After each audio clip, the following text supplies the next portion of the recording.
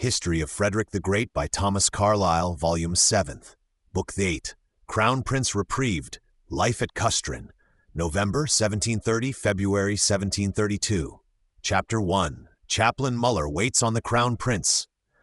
Friedrich's feelings at this juncture are not made known to us by himself in the least, or credibly by others in any considerable degree, as indeed in these confused Prussian history books, copulent in nugatory pedantisms and learned marine stores, all that is human remains distressingly obscure to us. So seldom, and then only as through endless clouds of ever-whirling idle dust, can we catch the smallest direct feature of the young man and of his real demeanor or meaning on the present or other occasions. But it is evident this last phenomenon fell upon him like an overwhelming cataract, crushed him down under the immensity of sorrow, confusion, and despair. His own death, not a theory now, but probably a near fact, a welcome one in wild moments and then anon so unwelcome. Frustrate, bankrupt, chargeable with a friend's lost life, sure enough he, for one, is. What is to become of him? Whither is he to turn, thoroughly beaten, foiled in all his enterprises? Proud young soul as he was, the ruling powers, be they just, be they unjust, have proved too hard for him.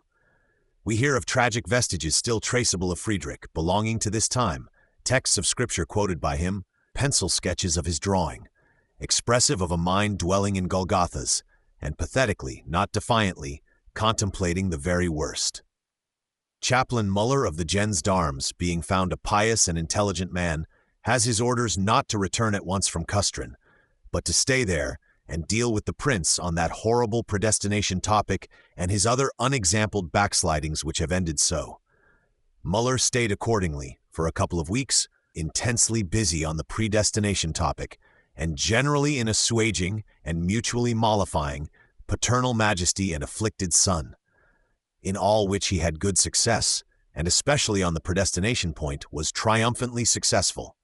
Muller left a little book in record of his procedures there, which, had it not been bound over to the official tone, might have told us something. His correspondence with the king during those 2 weeks has likewise been mostly printed, Forster I 356-59, and is of course still more official, teaching us next to nothing, except poor Friedrich Wilhelm's profoundly devotional mood, anxieties about the claws of Satan and the like, which we were glad to hear of above. In Muller otherwise is small help for us. But 50 years afterwards, there was alive a son of this Muller's, an innocent country parson, not wanting in sense, and with much simplicity and veracity, who was fished out by Nicolai, and set to recalling what his father used to say of this adventure, much the grandest of his life. In Muller Jr.'s letter of reminiscences to Nicolai, we find some details, got from his father, which are worth gleaning. When my father first attempted, by royal order, to bring the Crown Prince to acknowledgment and repentance of the fault committed, Crown Prince gave this excuse or explanation. As his father could not endure the sight of him, he had meant to get out of the way of his displeasure, and go to a court with which his father was in friendship and relationship, clearly indicating England, think the Mullers junior and senior. For proof that the intention was towards England, this other circumstance serves, that the one confidant, Herr Van Kythe, if I mistake not, no, you don't mistake, had already bespoken a ship for passage out. Here is something still more unexpected. My father used to say he found an excellent knowledge and conviction of the truths of religion in the Crown Prince. By the prince's arrangement, my father, who at first lodged with the commandant, had to take up his quarters in the room right above the prince, who daily, often as early as 6 in the morning, rapped on the ceiling for him to come down, and then they would dispute and discuss, sometimes half days long, about the different tenets of the Christian sects. And my father said, the prince was perfectly at home in the polemic doctrines of the Reformed, Calvinistic Church, even to the minutest points. As my father brought him proofs from Scripture, the prince asked him one time how he could keep chapter and verse so exactly in his memory. Father drew from his pocket a little hand concordance and showed it him as one help. This he had to leave with the prince for some days. On getting it back, he found inside on the flyleaf, sketched in pencil, what is rather notable to history, the figure of a man on his knees, with 2 swords hanging crosswise over his head, And at the bottom these words of Psalm 73, verses 25-26, "Whom have I in heaven but thee? And there is none upon earth that I desire besides thee. My flesh and my heart fainteth and faileth, but God is the strength of my heart, and my portion forever." Poor Frederick, this is a very unexpected pen sketch on his part, but an undeniable one, betokening abstruse night thoughts and forebodings in the present juncture. Whoever considers this fine knowledge of religion, and reflects on the peculiar character and genius of the young hare, which was ever struggling towards light and clearness, for at that time he had not become indifferent to religion, he often prayed with my father on his knees, will find that it was morally impossible this young prince could have thought, as some foolish persons have asserted, of throwing himself into the arms of papal superstition, seeking help at Vienna, marrying an Austrian archduchess, and I know not what, or allow the intrigues of Catholic priests to, oh no, Herr Muller, nobody but very foolish persons could imagine such a thing of this young hare. When my father, Herr von Katte's execution being ended, hastened to the crown prince, he finds him miserably ill. Sir Alterert advises him to take a cooling powder and water, both which materials were ready on the table. This he presses on him, but the prince always shakes his head. Suspects poison, you think? Hereupon my father takes from his pocket a paper, in which he carried cooling powder for his own use, shakes out a portion of it into his hand and so into his mouth, and now the crown prince grips at my father's powder and takes that.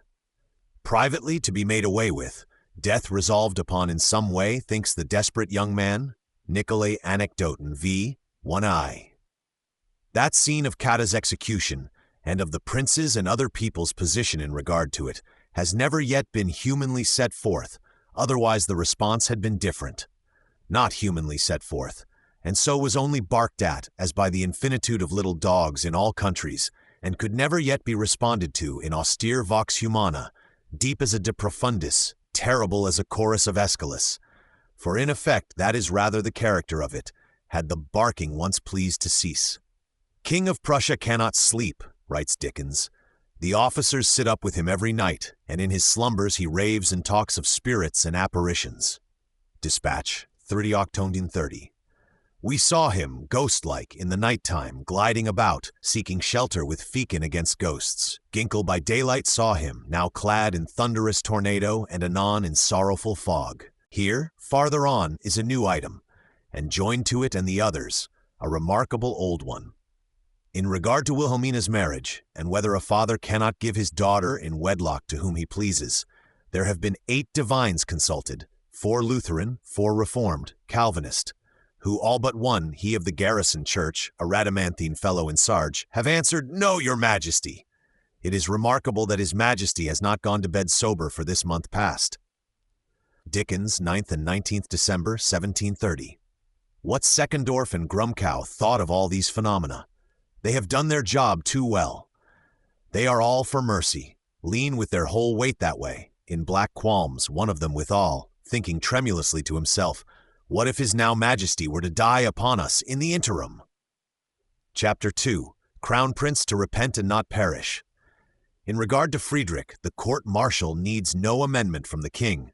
The sentence on Frederick, a lieutenant colonel guilty of desertion, is, from president and all members except 2, death as by law. The 2 who dissented, invoking royal clemency and pardon, were major generals by rank, Schwerin, as some write, one of them, or if not Schwerin, then Linger, and for certain, Donhoff, 2 worthy gentlemen not known to any of my readers, nor to me except as names. The rest are all coldly of opinion that the military code says death. Other codes and considerations may say this and that, which it is not in their province to touch upon. This is what the military code says, and they leave it there. The Junius Brutus of a royal majesty had answered in his own heart grimly, "Well then." But his counselors, old Dessauer, Grumkow, Seckendorf, one and all interpose vehemently. "Prince of the Empire, your majesty, not a lieutenant colonel only, must not, cannot." Nay, good old Buddenbrock, in the fire of still unsuccessful pleading, tore open his waistcoat. "If your majesty requires blood, take mine. That other you shall never get so long as I can speak." Foreign courts interpose. Sweden, the Dutch, the English in a circuitous way, round by Vienna to wit. Finally, the Kaiser himself sends an autograph. Date 11th October, 1730, Forster, I-380. For poor Queen Sophie has applied even to Seckendorf, will be friends with Grumkow himself, and in her despair is knocking at every door. Junius Brutus is said to have had paternal affections withal. Friedrich Wilhelm, alone against the whispers of his own heart and the voices of all men, yields at last in this cause. To Seckendorf, who has chalked out a milder didactic plan of treatment, still rigorous enough, his letter to the king for November 1730 in Forster I-325-26, he at last admits that such plan is perhaps good, that the Kaiser's letter has turned the scale with him, and the didactic method, not the beheading one, shall be tried. That Dönhoff and Schwerin, with their talk of mercy, with their eyes upon the rising sun, as is evident, have done themselves no good, and shall perhaps find it so one day. But that, at any rate, Friedrich's life is spared. Cada's execution shall suffice in that kind.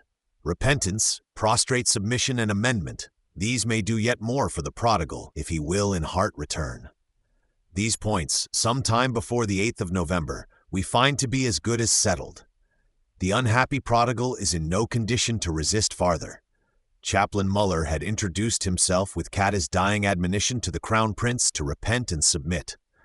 Chaplain Muller, with his wholesome cooling powders, with his ghostly counsels and considerations of temporal and eternal nature, we saw how he prospered almost beyond hope. Even on predestination and the real nature of election by free grace, all is coming right or come, reports Muller. The chaplain's reports, Friedrich Wilhelm's grimly mollified responses on the same. They are written, and in confused form have been printed, but shall be spared the English reader. And Grumkow has been out at Kustrin, preaching to the same purport from other texts. Grumkow, with the thought ever present to him, what if Friedrich Wilhelm should die, is naturally an eloquent preacher.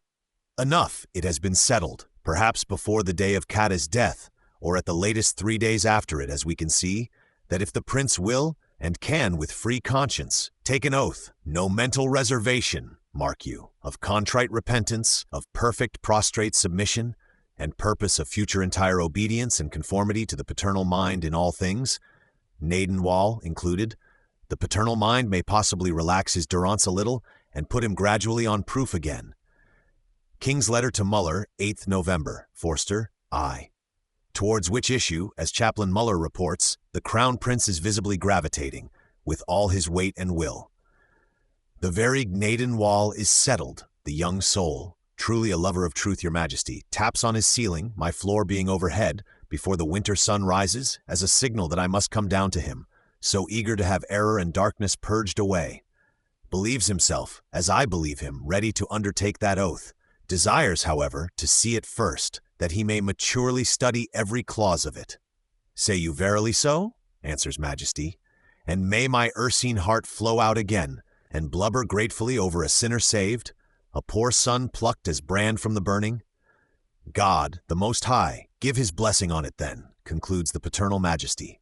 And as he often, by wondrous guidances, strange paths and thorny steps, will bring men into the kingdom of Christ, so may our divine Redeemer help that this prodigal son be brought into his communion, that his godless heart be beaten till it is softened and changed, and so he be snatched from the claws of Satan. This grant us the Almighty God and Father, for our Lord Jesus Christ and his passion and death's sake. Amen. I am, for the rest, your well-affectioned King, Friedrich Wilhelm, Wusterhausen, 8th November, 1730. Crown Prince begins a new course. It was Monday, 6th November, when poor Cada died. Within a fortnight, on the second Sunday after, there has a select commission, Grumkow, Bork, Buddenbrock, with 3 other soldiers, and the Privy Councillor Thulmier, come out to Kustrin. There and then, Sunday, November 19th. Nikolai, exactest of men, only that documents were occasionally less accessible in his time, gives, Anekdoten 187, Saturday, November 25th, as the day of the oath. But no doubt the later inquirers, Preuss, 56, and others, have found him wrong in this small instance. These 7, with due solemnity, administer the oath, terms of oath conceivable by readers, Friedrich being found ready. He signs the oath, as well as audibly swears it, whereupon his sword is restored to him, and his prison door opened. He steps forth to the town church with his commissioners, takes the sacrament, listens with all custrin to an elusive sermon on the subject. Text happily chosen, preacher handling it well. Text was Psalm 77th, verse 11th, 10th of our English version, and I said, "This is my infirmity, but I will remember the years of the right hand of the Host High," or as Luther's version more intelligibly gives it, "This I have to suffer. The right hand of the Most High can change all." Preacher, not Muller but another, rose gradually into dactyc pathos. Prince and all custrin were weeping or near weeping at the close of the business. Preuss, I-56. Straight from church the prince is conducted, not to the fortress, but to a certain town mansion, which he is to call his own henceforth, under conditions. An erring prince half liberated, and mercifully put on proof again. His first act here is to write, of his own composition, or helped by some official hand, this letter to his all-serenest papa, which must be introduced, though, except to readers of German who know the dere, thero, aller durchlauchtigster, and strange pipe-clay solemnity of the court style, it is like to be in great part lost in any translation. Custrin, 19th November 1730. All serenest and all graciousest Father, to your royal majesty, my all graciousest Father have, i.e., I have, if one durst write the I, by my disobedience as their subject and soldier, not less than by my undutifulness as their son, given occasion to a just wrath and aversion against me. With the all-obedientest respect, I submit myself wholly to the grace of my most all-gracious Father, and beg him most all-graciously to pardon me, as it is not so much the withdrawal of my liberty in a sad arrest, as my own thoughts of the fault I have committed, that have brought me to reason, who, with all obedientest respect and submission, continue till my end, my all-graciousest kings and fathers' faithfully obedientest servant and son, Frederick. Preuss I-56-57, and anonymous Friedrichs des Großen Briefe and seinen Vater, Bilhosen und Bromberg, 1830 p3.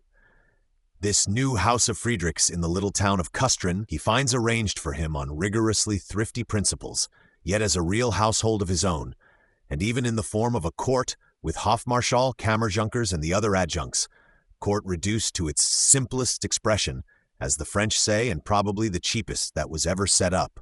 Hofmarschall, court-martial, is one Wolden, a civilian official here. The Kammerjunkers are Rohwedel and Natzmer. Matzmer Jr., son of a distinguished Feldmarschall, a good-hearted but foolish forward young fellow, says Wilhelmina. The failure of a coxcomb, Petmatmach. For example, once, strolling about in a solemn Kaiser's soiree in Vienna, he found in some quiet corner the young Duke of Lorraine, Franz, who it is thought will be the divine Maria Theresa's husband, and Kaiser himself one day. Foolish Natzmer found this noble young gentleman in a remote corner of the soiree, went up, nothing loath, to speak gratiosities and insipidities to him. The noble young gentleman yawned, as was too natural, a wide long yawn, and in an insipid familiar manner, foolish Natzmer, Wilhelmina and the Berlin circles know it, put his finger into the noble young gentleman's mouth and insipidly wagged it there. "Sir, you seem to forget where you are," said the noble young gentleman, and closing his mouth with emphasis, turned away, but happily took no farther notice. Wilhelmina, I. 310. This is all we yet know of the history of Natzmer, whose heedless ways and slapdash speculations, tinted with natural ingenuity and good humor, are not unattractive to the prince. Hofmarschall and these two Kammerjunkers are of the lawyer species, men intended for official business, in which the prince himself is now to be occupied. The prince has 4 lackeys, 2 pages, 1 valet. He wears his sword, but has no sword tache, porte-épée, much less an officer's uniform. A mere prince put upon his good behavior again, not yet a soldier of the Prussian army, only hoping to become so again. He wears a light gray dress, hecht grauer pike frock with narrow silver cordings, and must recover his uniform by proving himself gradually a new man. For there is, along with the new household, a new employment laid out for him in Custrin, and it shall be seen what figure he makes in that first of all. He is to sit in the Dominenkammer, or government board here as youngest Rath, no other career permitted. Let him learn economics and the way of managing domain lands, a very principal item of the royal revenues in this country. Humble work, but useful, which he had better see well how he will do. 2 elder wraths are appointed to instruct him in the economic sciences and practices, if he show faculty and diligence, which in fact he turns out to do in a superior degree, having every motive to try. This kind of life lasted with him for the next 15 months, all through the year 1731 and farther, and must have been a very singular and was probably a highly instructive year to him, not in the domain sciences alone. He is left wholly to himself. All his fellow creatures, as it were, are watching him. 100-eyed Argus, or the ear of Dionysius, that is to say, tobacco parliament with its spies and reporters, no stirring of his finger can escape it here. He has much suspicion to encounter, Papa looking always sadly askance, sadly incredulous, upon him. He is in correspondence with Grumkow, takes much advice from Grumkow, our prompter general, president in the Dionysius ear, and not an ill-wisher farther, professes much thankfulness to Grumkow, now and henceforth. Thank you for flinging me out of the 6-story window and catching me by the coat skirts. Left altogether to himself, as we said, has in the whole universe nothing that will save him but his own good sense, his own power of discovering what is what, and of doing what will be behooveful therein. He is to quit his French literatures and pernicious practices, one and all. His very flute, most innocent princess, as he used to call his flute in old days, is denied him ever since he came to Custrin. But by degrees he privately gets her back, and consorts much with her, wails forth in beautiful adagios, emotions for which there is no other utterance at present. He has liberty of Custrin and the neighborhood. Out of Custrin he is not to lodge any night, without leave had of the commandant. Let him walk warily, and in good earnest study to become a new creature, useful for something in the domain sciences and otherwise. Chapter 3. Wilhelmina is to wed the Prince of Bear-Youth. Crown Prince Frederick being settled so far, His Majesty takes up the case of Wilhelmina, the other ravelled skein lying on hand. Wilhelmina has been prisoner in her apartment at Berlin all this while. It is proper Wilhelmina be disposed of, either in wedlock, filially obedient to the royal mind, or in some much sterner way, within 4 walls, it is whispered, if disobedient. Poor Wilhelmina never thought of disobeying her parents. Only, which of them to obey? King looks towards the Prince of Bear-Youth again, agreed on before those hurly-burlies now past. Queen looks far otherwards. Queen Sophie still desperately believes in the English match for Wilhelmina, and has subterranean correspondences with that court, refusing to see that the negotiation is extinct there. Grumkow himself, so over-victorious in his late task, is now heeling towards England. Sincere in his wish to be well with us, thinks Dickens, Grumkow solaces Her Majesty with delusive hopes in the English quarter. Be firm, child. Trust in my management. Only swear to me on your eternal salvation that never, on any compulsion, will you marry another than the Prince of Wales. Give me that oath. Wilhelmina, I 314. Such was Queen Sophie's last proposal to Wilhelmina, night of the 27th of January 1731, as is computable. Her Majesty to leave for Potsdam on the morrow.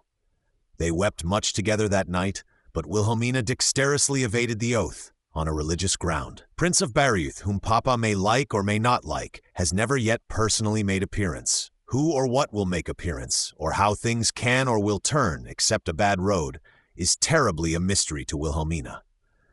What with chagrin and confinement, what with bad diet, for the very diet is bad, quality and quantity alike unspeakable, Wilhelmina sees herself reduced to a skeleton.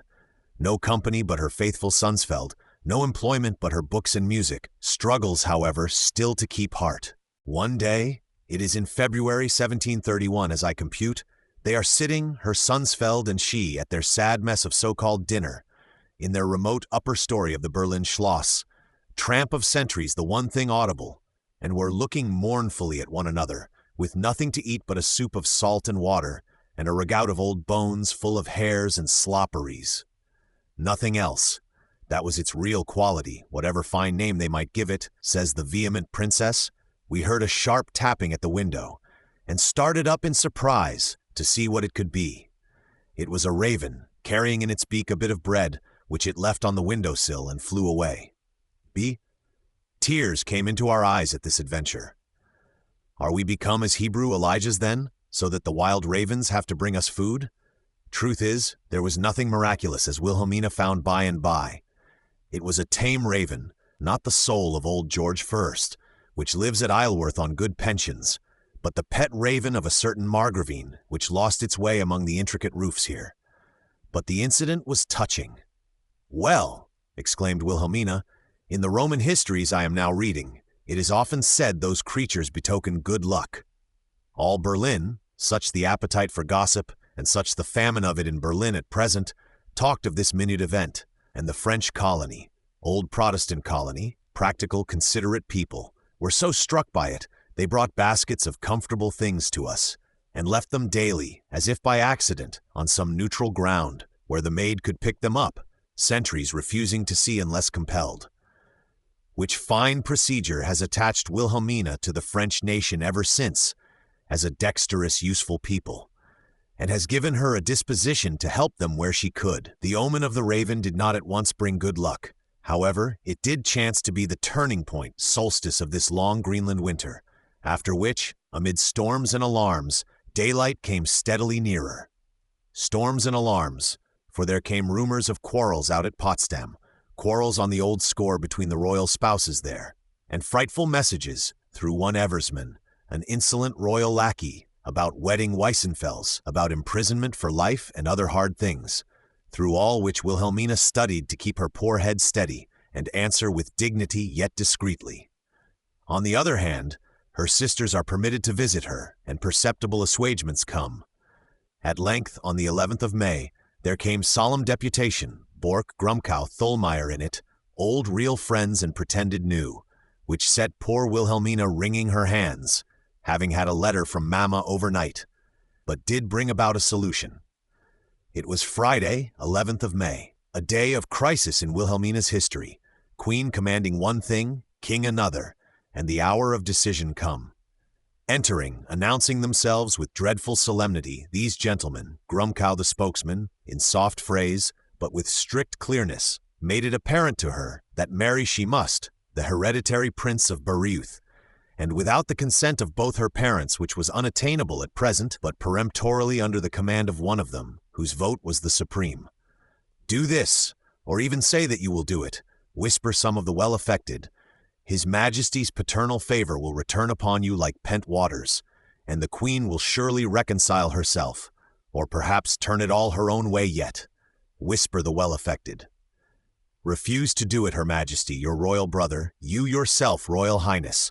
God only knows what the unheard-of issue will be for you all. Do it, let us advise you. You must, you must!" Wilhelmina wrung her hands, ran distractedly to and fro, the well-affected whispering to her, the others conversing at a window.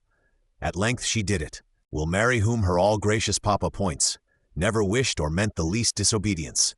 Hopes, beyond all things, his paternal love will now return, and make everybody blessed. And oh, reconcile Mamma to me, ye well-affected, adds she. "Bravissimo," answer they. "Her Majesty, for certain, will reconcile herself. Crown Prince get back from Kustrin, and all will be well." Wilhelmina 333. Friedrich Wilhelm was overjoyed. Queen Sophie Dorothee was in despair, with His Majesty, who wept like a paternal bear. On re-embracing Wilhelmina the obedient some days hence, it became a settled point, and was indicated to Wilhelmina as such, that the Crown Prince would, on her actual wedding, probably get back from Kustrin. But Her Majesty's reconcilement, this was very slow to follow. Her Majesty was still in flames of ire at their next interview, and poor Wilhelmina fainted on approaching to kiss her hand. "Disgraced, vanquished, and my enemies triumphing," said Her Majesty, and vented her wrath on Wilhelmina, and fell ill, so soon as there was leisure, ill like to die, and said, "Why pretend to weep when it is you that have killed me?" And indeed was altogether hard, bitter upon the poor princess, a chief sorrow to her in these trying months. Can there be such wrath in celestial minds venting itself so unreasonably? At present there is no leisure for illness. Grand visitors in quantity have come and are coming, and the court is brilliant exceedingly, His Majesty blazing out into the due magnificence, which was very great on this occasion, domestic matters looking up with him again. The serenities of Brunswick are here, young and old, much liked by Friedrich Wilhelm, and almost reckoned family people, ever since their eldest son was affianced to the Princess Charlotte here, last visit they made. To Princess Charlotte, Wilhelmina's second junior. Mischievous, coquettish creature she, though very pretty and insinuating, who seems to think her intended rather a phlegmatic young gentleman, as Wilhelmina gradually discovers. Then there is old Duke Eberhard Ludwig of Württemberg, whom we saw at Ludwigsburg last year, in an intricate condition with his female world and otherwise. He too announces himself, according to promise then given. Old Duke Eberhard Ludwig comes, stays 3 weeks in great splendor of welcome. Poor old gentleman, his one son is now dead, and things are getting earnest with him. On his return home, this time he finds, according to order, the foul witch Gravenitz duly cleared away, reinstates his injured duchess, with the due feelings, better late than never, and dies in a year or two, still childless. These are among the high guests at Berlin, and there are plenty of others whom we do not name. Magnificent dining, with 26 blackamoors, high-colored creatures, marching up the grand staircase, round the table, round it, and then down again, melodious, doing janizary music, if you happen to prefer that kind. Trained creatures, these blackamoors, all got when boys, and set to cymbaling and fifing betimes, adds my authority. Fastman. Dining, boar hunting, if the boar be huntable, especially reviewing, fail not in those fine summer days. One evening, it is Sunday, 27th of May, lattish, while the high guests, with Queen and Wilhelmina, are just passing in to supper. King's Majesty having gone to bed at 7 to be well astir for the review tomorrow, a sound of wheels is heard in the court. Modest traveling equipage rolls up into the inner court, to the foot of the grand staircase there, whither only princes come. Who can it be? The Queen sends to inquire. Heavens, it is the hereditary Prince of Bayreuth. Medusa's head never produced such effect as did this bit of news. Queen sat petrified, and I, by reflex, was petrified too. Wilhelmina passed the miserablest night, no wink of sleep, and felt quite ill in the morning, in dread too of Papa's rough jests, and wretched enough. She had begged much last night to be excused from the review, but that could not be. I must go, said the Queen after reflection, and you with me. Which they did, and diversified the pomp and circumstance of mock war by a small unexpected scene. Queen, Princess, and the proper dames had by His Majesty's order to pass before the line. Princess in much trouble, with 3 caps huddled on me to conceal myself, poor soul. Margraf of Schwedt at the head of his regiment looked swollen with rage, high hopes gone in this manner, and saluted us with eyes turned away. As for his mother, the Dessau Margravine in high colors, she was blue in the face all day. Lines passed and salutations done, Her Majesty and dames withdrew to the safe distance to look on. Such a show for pomp and circumstance Wilhelmina owns as could not be equaled in the world.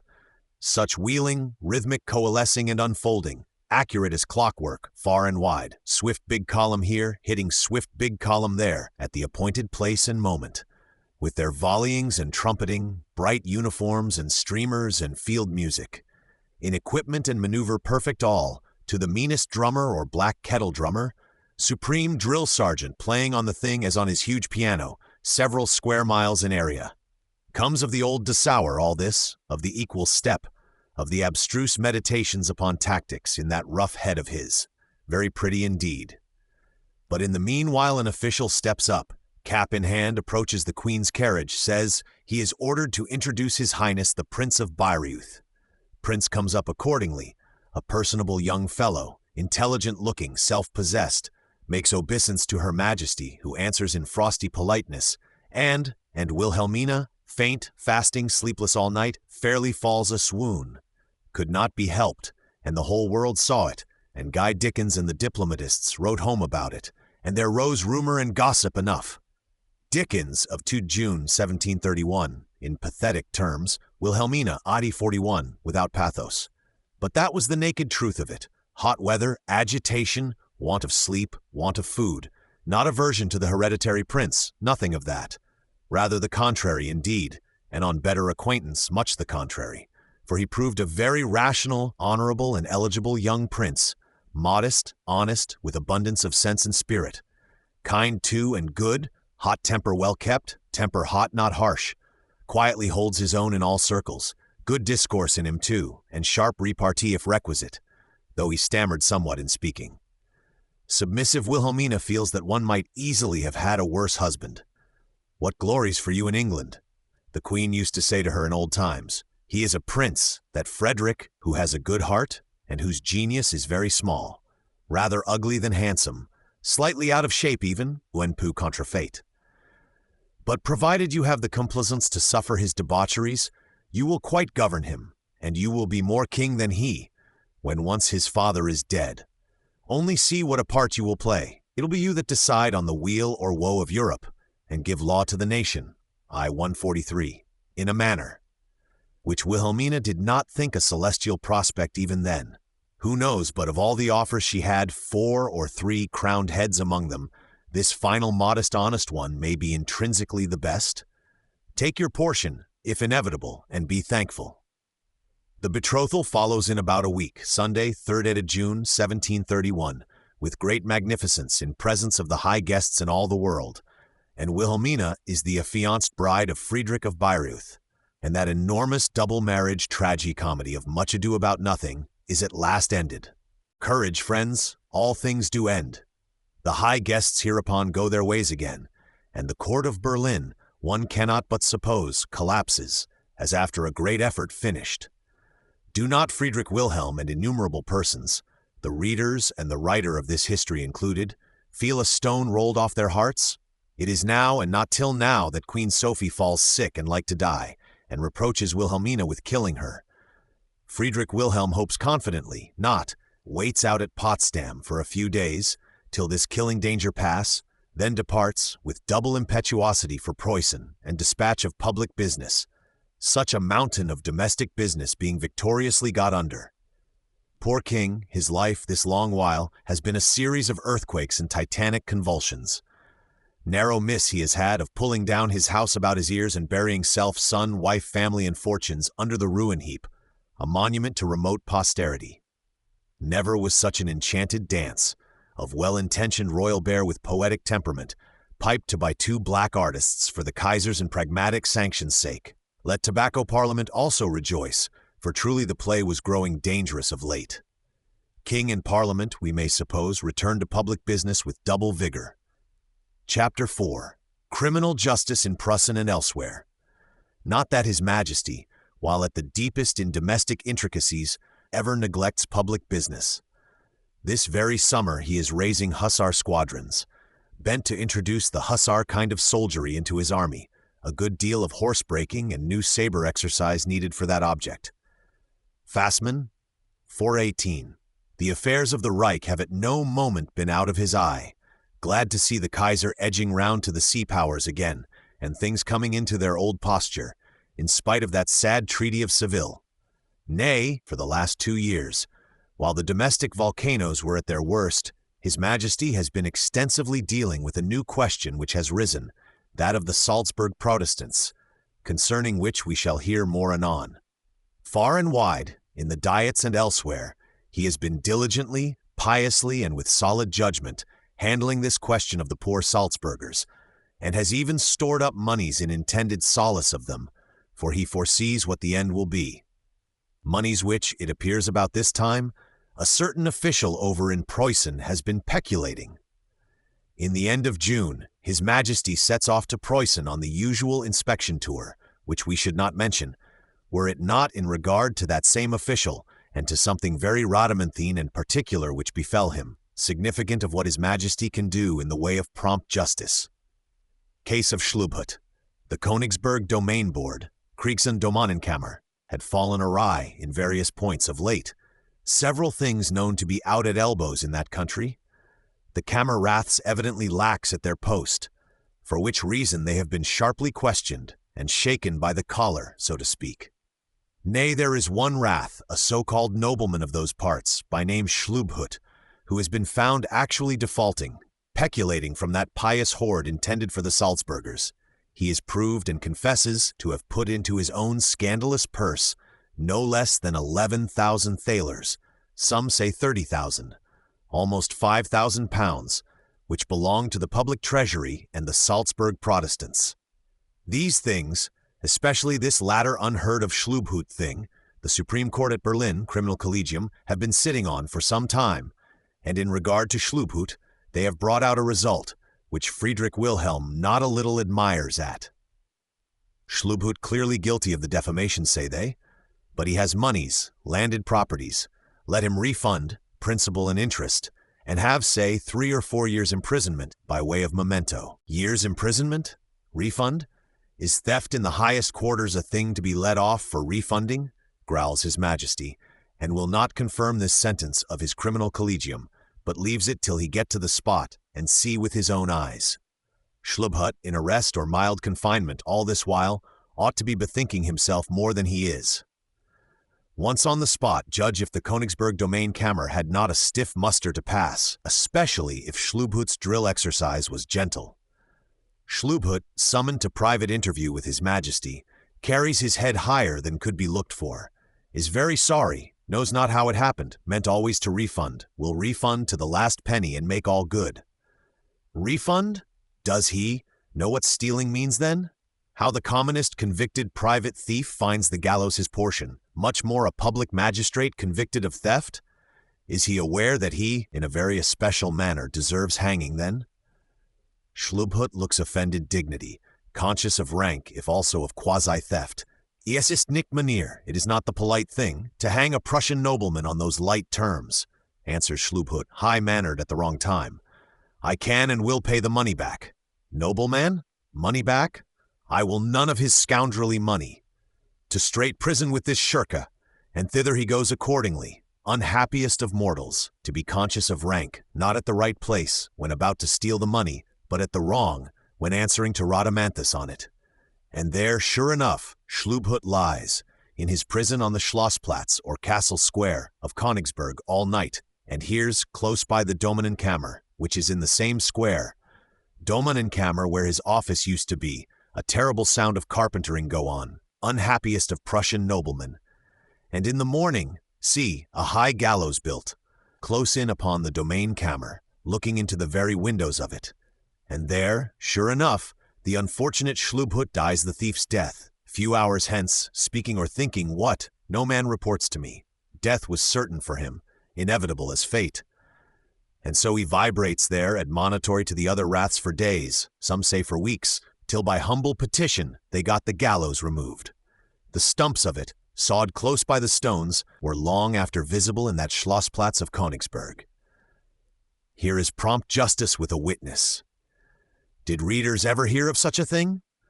There is no doubt about the fact. Beneckendorf, Anonymous, Charakterzuge aus dem Leben König Friedrich Wilhelm Fürk, Berlin, 1788, Von 20, Forster, Tone 268, and Cetera. Though in all Prussian books it is loosely smeared over, without the least precision of detail, and it was not till after long searching that I could so much as get it dated, July 1731, while Friedrich Crown Prince is still in eclipse at Kustrin, and some 6 weeks after Wilhelmina's betrothal. And here furthermore, direct from the then Schlubhut precincts, is a stray note, meteorological chiefly, but worth picking up, since it is authentic. Weylau, we observe, is on the road homewards again, on our return from uttermost Memel, a day's journey hitherwards of that place, half a day's thitherwards of Königsberg. Tuesday, 10th July 1731. King dining with General Dockham at Weylau, where he had been again reviewing for about 40 hours, all manner of regiments brought to rendezvous there for the purpose, poor General Kade with his regiment among them.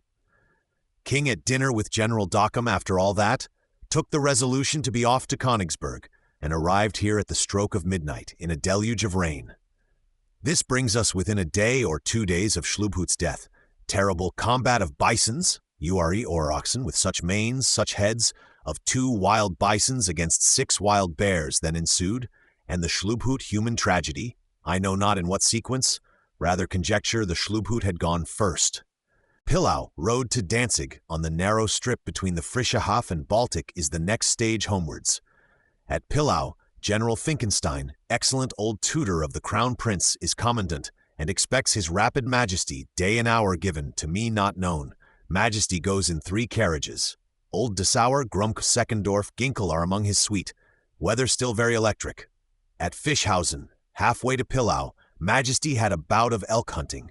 killed 60 elks, Melton Mowbray may consider it, creatures of the deer sort, nimble as roes but strong as bulls, and 4 palms higher than the biggest horse, to the astonishment of Seckendorf, Ginkel, and the strangers there. Half an hour short of Pillau, furious electricity again. Thunderbolts shivered an oak tree 15 yards from Majesty's carriage. And at Pillau itself, the battalion in garrison there, drawn out in arms by Count Finkenstein to receive His Majesty, reign over by this time, we can hope, had suddenly to rush forward and take new ground. Frische Hof, on some pressure from the elements, having suddenly gushed out, 200 paces beyond its old watermark in that place. See Mauvelon, 293-297, correcting by Fassmann. Pillau, Fischhausen. This is where the excellent old Adalbert stamped the earth with his life in the shape of a crucifix 800 years ago, and these are the new phenomena there. The General Dockham, Colonel of Dragoons, whom His Majesty dined with at Wehlau, got his death not many months after. One of Dockham's dragoon lieutenants felt insulted at something and demanded his discharge. Discharge given, he challenged Dockham, duel of pistols, and shot him dead. 7th April, 1732, Militaire Lexicon, 365. Nothing more to be said of Dockham, nor of that lieutenant in military annals, case of the Criminal Collegium itself. And thus was the error of the Criminal Collegium rectified in re Schlubhut. For it is not in name only, but in fact, that this sovereign is supreme judge and bears the sword in God's stead, interfering now and then when need is in this terrible manner. In the same dim, authentic Benekendorf, himself a member of the Criminal Collegium in later times, and from him in all the books, is recorded another interference somewhat in the comic vein, which also we may give.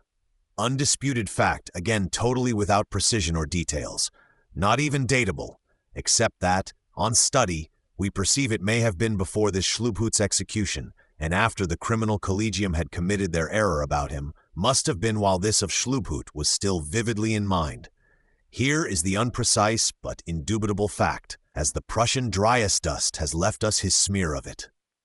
One morning early, might be before Schlubhut was hanged, and while only sentence of imprisonment and restitution lay on him, General Graf von Dönhoff, colonel of a musketeer regiment, favored old soldier, who did vote on the mild side in that court-martial on the Crown Prince lately, but I hope has been forgiven by His Majesty, being much esteemed by him these long years past. This Dönhoff, early one morning, calls upon the king with a grimly lamenting air. "What is wrong, Herr General?" "Your Majesty, my best musketeer, an excellent soldier and of good inches, fell into a mistake lately, bad company getting round the poor fellow. They, he among them, slipped into a house and stole something, trifle and without violence. Pay is but 3 halfpence, your Majesty, and the devil tempts men. Well, the Criminal Collegium have condemned him to be hanged, an excellent soldier and of good inches, for that one fault. Nobleman Schlubhut was to make restitution. They decreed, that was their decree on Schlubhut, one of their own set. And this poor soldier, 6 feet 3, your Majesty, is to dance on the top of nothing for a 3 halfpenny matter. So would Dönhoff represent the thing, fact being, says my Dryasdust, it was a case of housebreaking with theft to the value of 6,000 thalers, and this musketeer the ringleader. Well, but was Schlubhut sentenced to hanging? Do you keep 2 weights and 2 measures in that Criminal Collegium of yours then? Friedrich Wilhelm feels this sad contrast very much, the more as the soldier is his own chattel withal, and of superlative inches. Friedrich Wilhelm flames up into wrath, sends off swift messengers to bring these judges, one and all, instantly into his presence. The judges are still in their dressing gowns, shaving, breakfasting. They make what haste they can.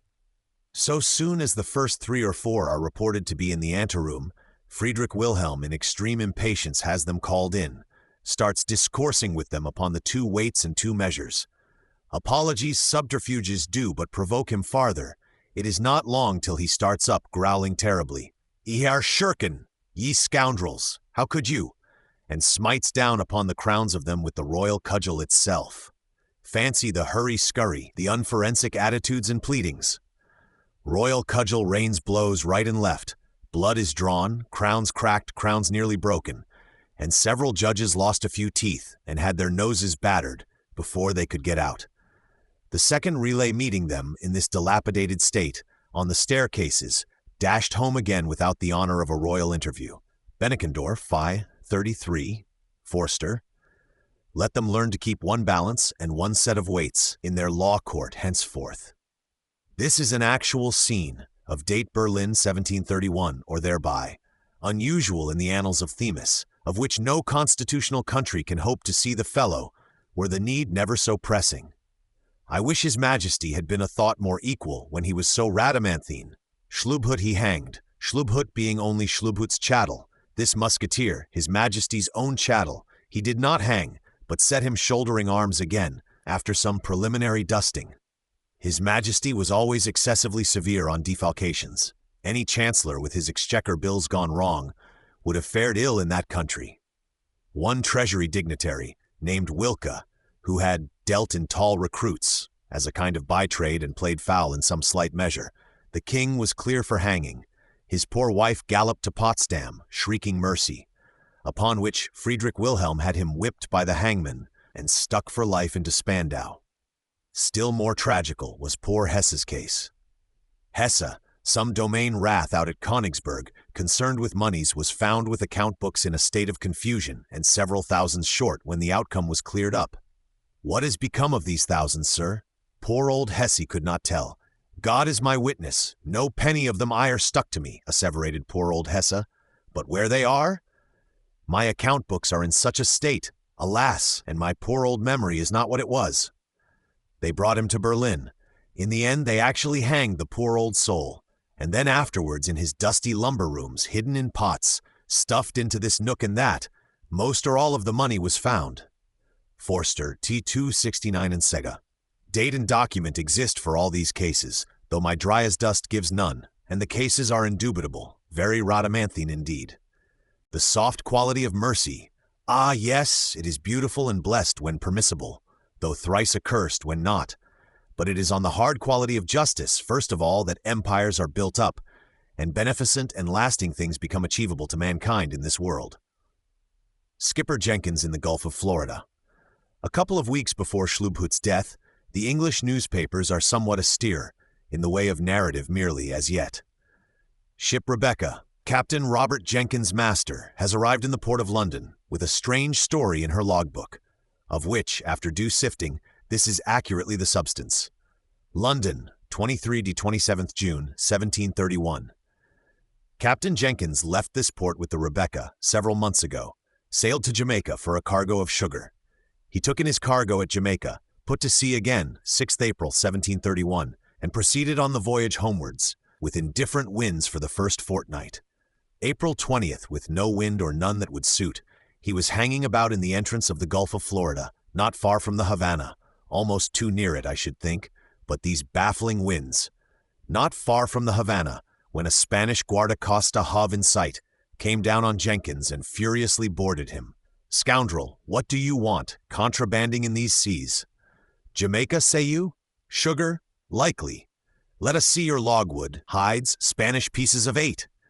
And broke in upon Jenkins, ship and person, in a most extraordinary manner. Tore up his hatches, plunged down, seeking logwood, hides, pieces of 8, found none, not the least trace of contraband on board of Jenkins. They brought up his quadrant's sextants, however, likewise his stock of tallow candles. They shook and rummaged him, and all things for pieces of 8, furiously advised him, cutlass in hand, to confess guilt. They slashed the head of Jenkins, his left ear almost off. Order had been given, scalp him, but as he had no hair they omitted that, merely brought away the wig and slashed. Still no confession, nor any pieces of 8. They hung him up to the yardarm, actual neck halter, but it seems to have been tarry and did not run. Still no confession. They hoisted him higher, tied his cabin boy to his feet. Neck halter then became awfully stringent upon Jenkins. Had not the cabin boy, without head to speak of, slipped through, noose being tarry, which was a sensible relief to Jenkins. Before very death they lowered Jenkins. Confess, scoundrel, then. Scoundrel could not confess. Spoke of British Majesty's flag, peaceable English subject on the high seas. British Majesty, high seas, answered they, and again hoisted. Thrice over they tried Jenkins in this manner at the yardarm, once with cabin boy at his feet.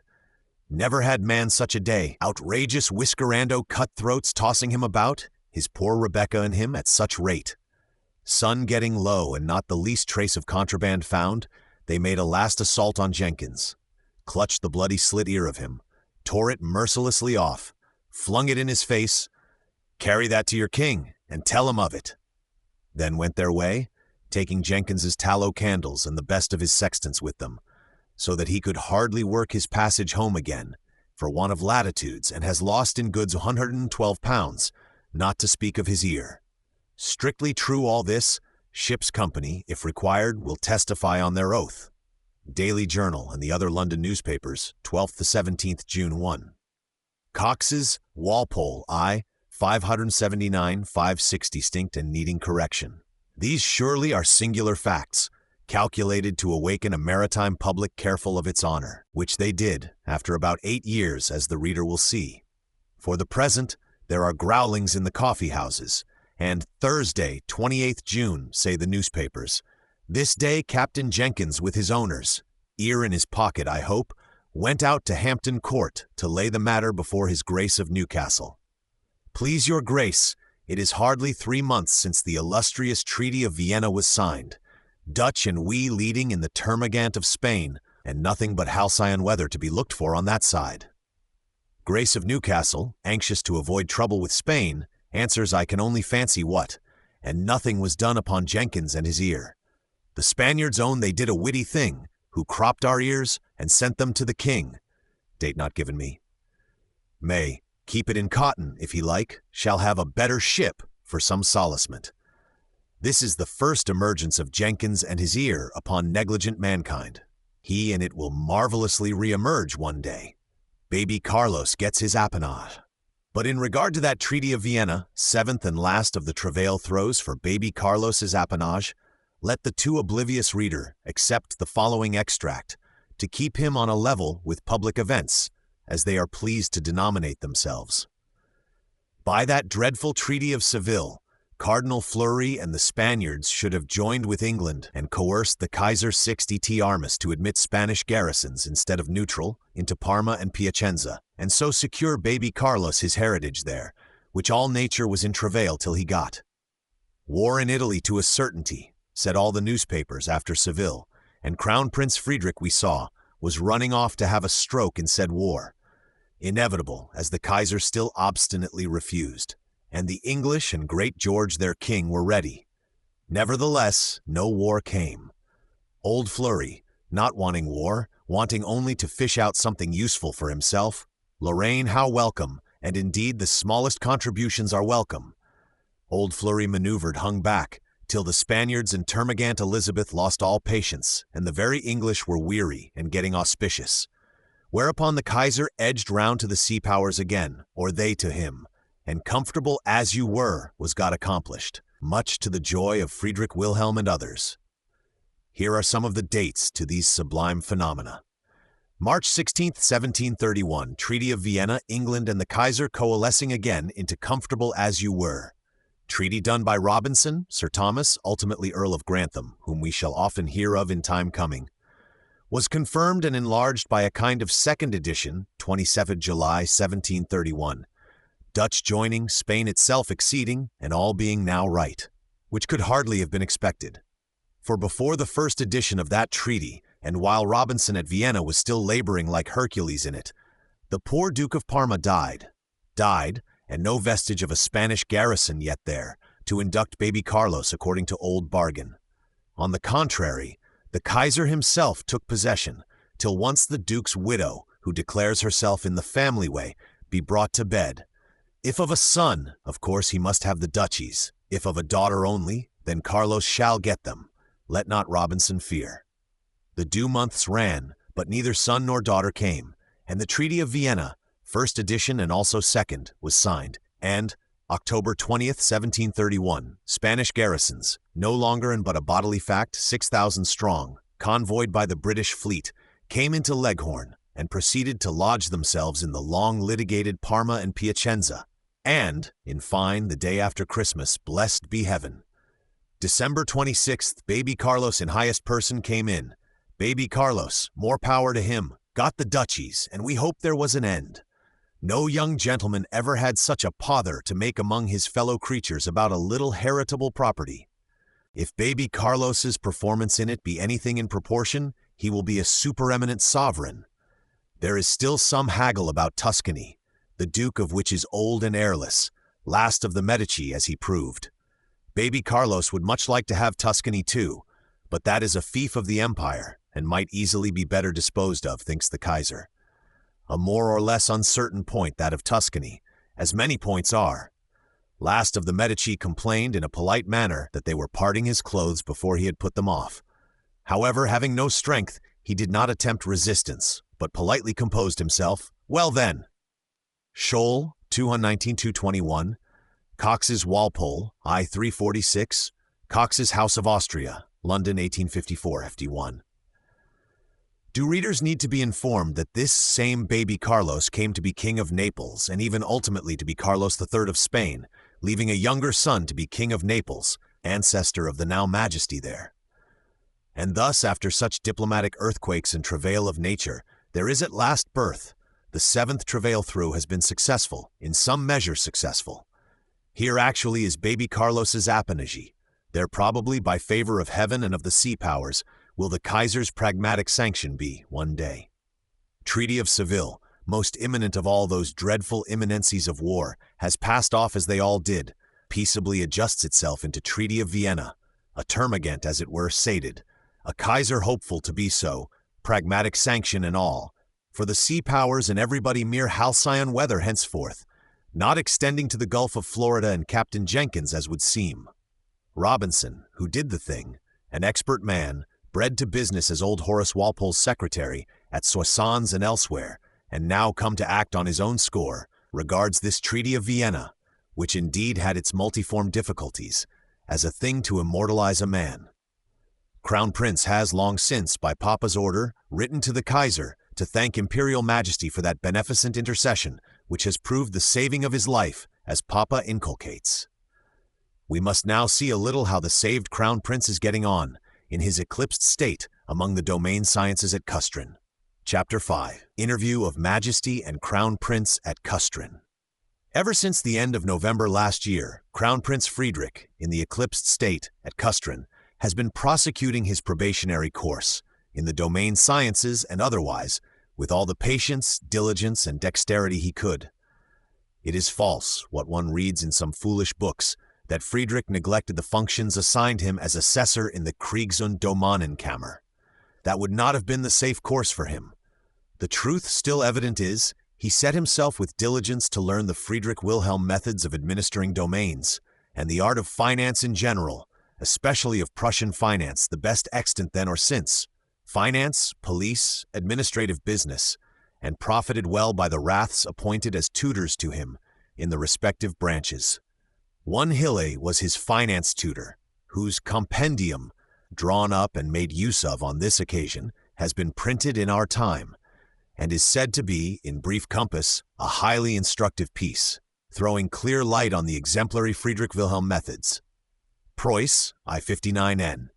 These the prince did actually learn, and also practice all his life, essentially following his father's methods, say the authorities, with great advantage to himself when the time came. Solid Nikolai hunted diligently after traces of him in the assessor business here, and found some. Order from Papa to make report upon the glass works of the Neumark, autograph signatures to common reports 1 or 2, and some traditions of his having had a hand in planning certain farm buildings still standing in those parts. But as the Kammer records of Custrin and Custrin itself were utterly burnt by the Russians in 1758, such traces had mostly vanished 30 years before Nikolai's time. Nikolai Anekdoten 3. Enough have turned up since, in the form of correspondence with the king and otherwise, and it is certain the Crown Prince did plan farm buildings. Both Karzig and Himmelstadt, Karzig now called Friedrichsfelde in consequence, see map, dim mossy steadings, which pious antiquarianism can pilgrim to if it likes, were built or rebuilt by him. And it is remarkable withal how thoroughly instructed Friedrich Wilhelm shows himself in such matters, and how paternally delighted to receive such proposals of improvement introducible at the said Karzig and Himmelstadt, and to find young Graceless so diligent and his ideas even good. Forster T, 390, 390 in, 391. Perhaps a momentary glance into those affairs may be permitted farther on. The prince's life in this his eclipsed state is one of constraint, anxiety, continual liability. But after the first months are well over, it begins to be more supportable than we should think. He is fixed to the little town, cannot be absent any night without leave from the commandant, which, however, in the various similar restrictions are more formal than real. An amiable crown prince, no soul in Custrin, but would run by night or by day to serve him. He drives and rides about, in that green peaty country, on domain business, on visits, on permissible amusement, pretty much at his own modest discretion. A green flat region made of peat and sand, human industry needing to be always busy on it. Raised causeways with incessant bridges, black sedgy ditch on this hand and that. Many meres, muddy pools, stagnant or flowing waters everywhere. Big muddy odor of yellowish drab color coming from the south. Big black Wartha from the Polish fens in the east, the black and yellow refusing to mingle for some miles. Nothing of the picturesque in this country, but a good deal of the useful, of the improvable by economic science, and more of fine productions in it too, of the floral and still more interesting sorts than you would suspect at first sight. Frederick's worst pinch was his dreadful straightness of income, checking one's noble tendencies on every hand, but the gentry of the district privately subscribed gifts for him, si codicirent, says Wilhelmina, and one way and other he contrived to make ends meet.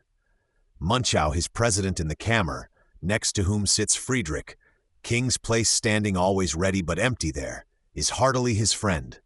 The Munchaus are diligent in getting up balls, rural gaieties for him. So the Hillas, nay Hilla, severe finance tutor, has a Mamsell Hilla whom it is pleasant to dance with. Preuss, nor indeed is she the only fascinating specimen or flower of loveliness in those peaty regions, as we shall see. On the whole, His Royal Highness, after the first paroxysms of royal suspicion are over, and forgiveness beginning to seem possible to the royal mind, has a supportable time of it, and possesses his soul in patience, in activity and hope. Unpermitted things, once for all, he must avoid to do. Perhaps he will gradually discover that many of them were foolish things better not done. He walks warily. To this all things continually admonish. We trace in him some real desire to be wise, to do and learn what is useful if he can hear. But the grand problem, which is reality itself to him, is always to regain favor with Papa.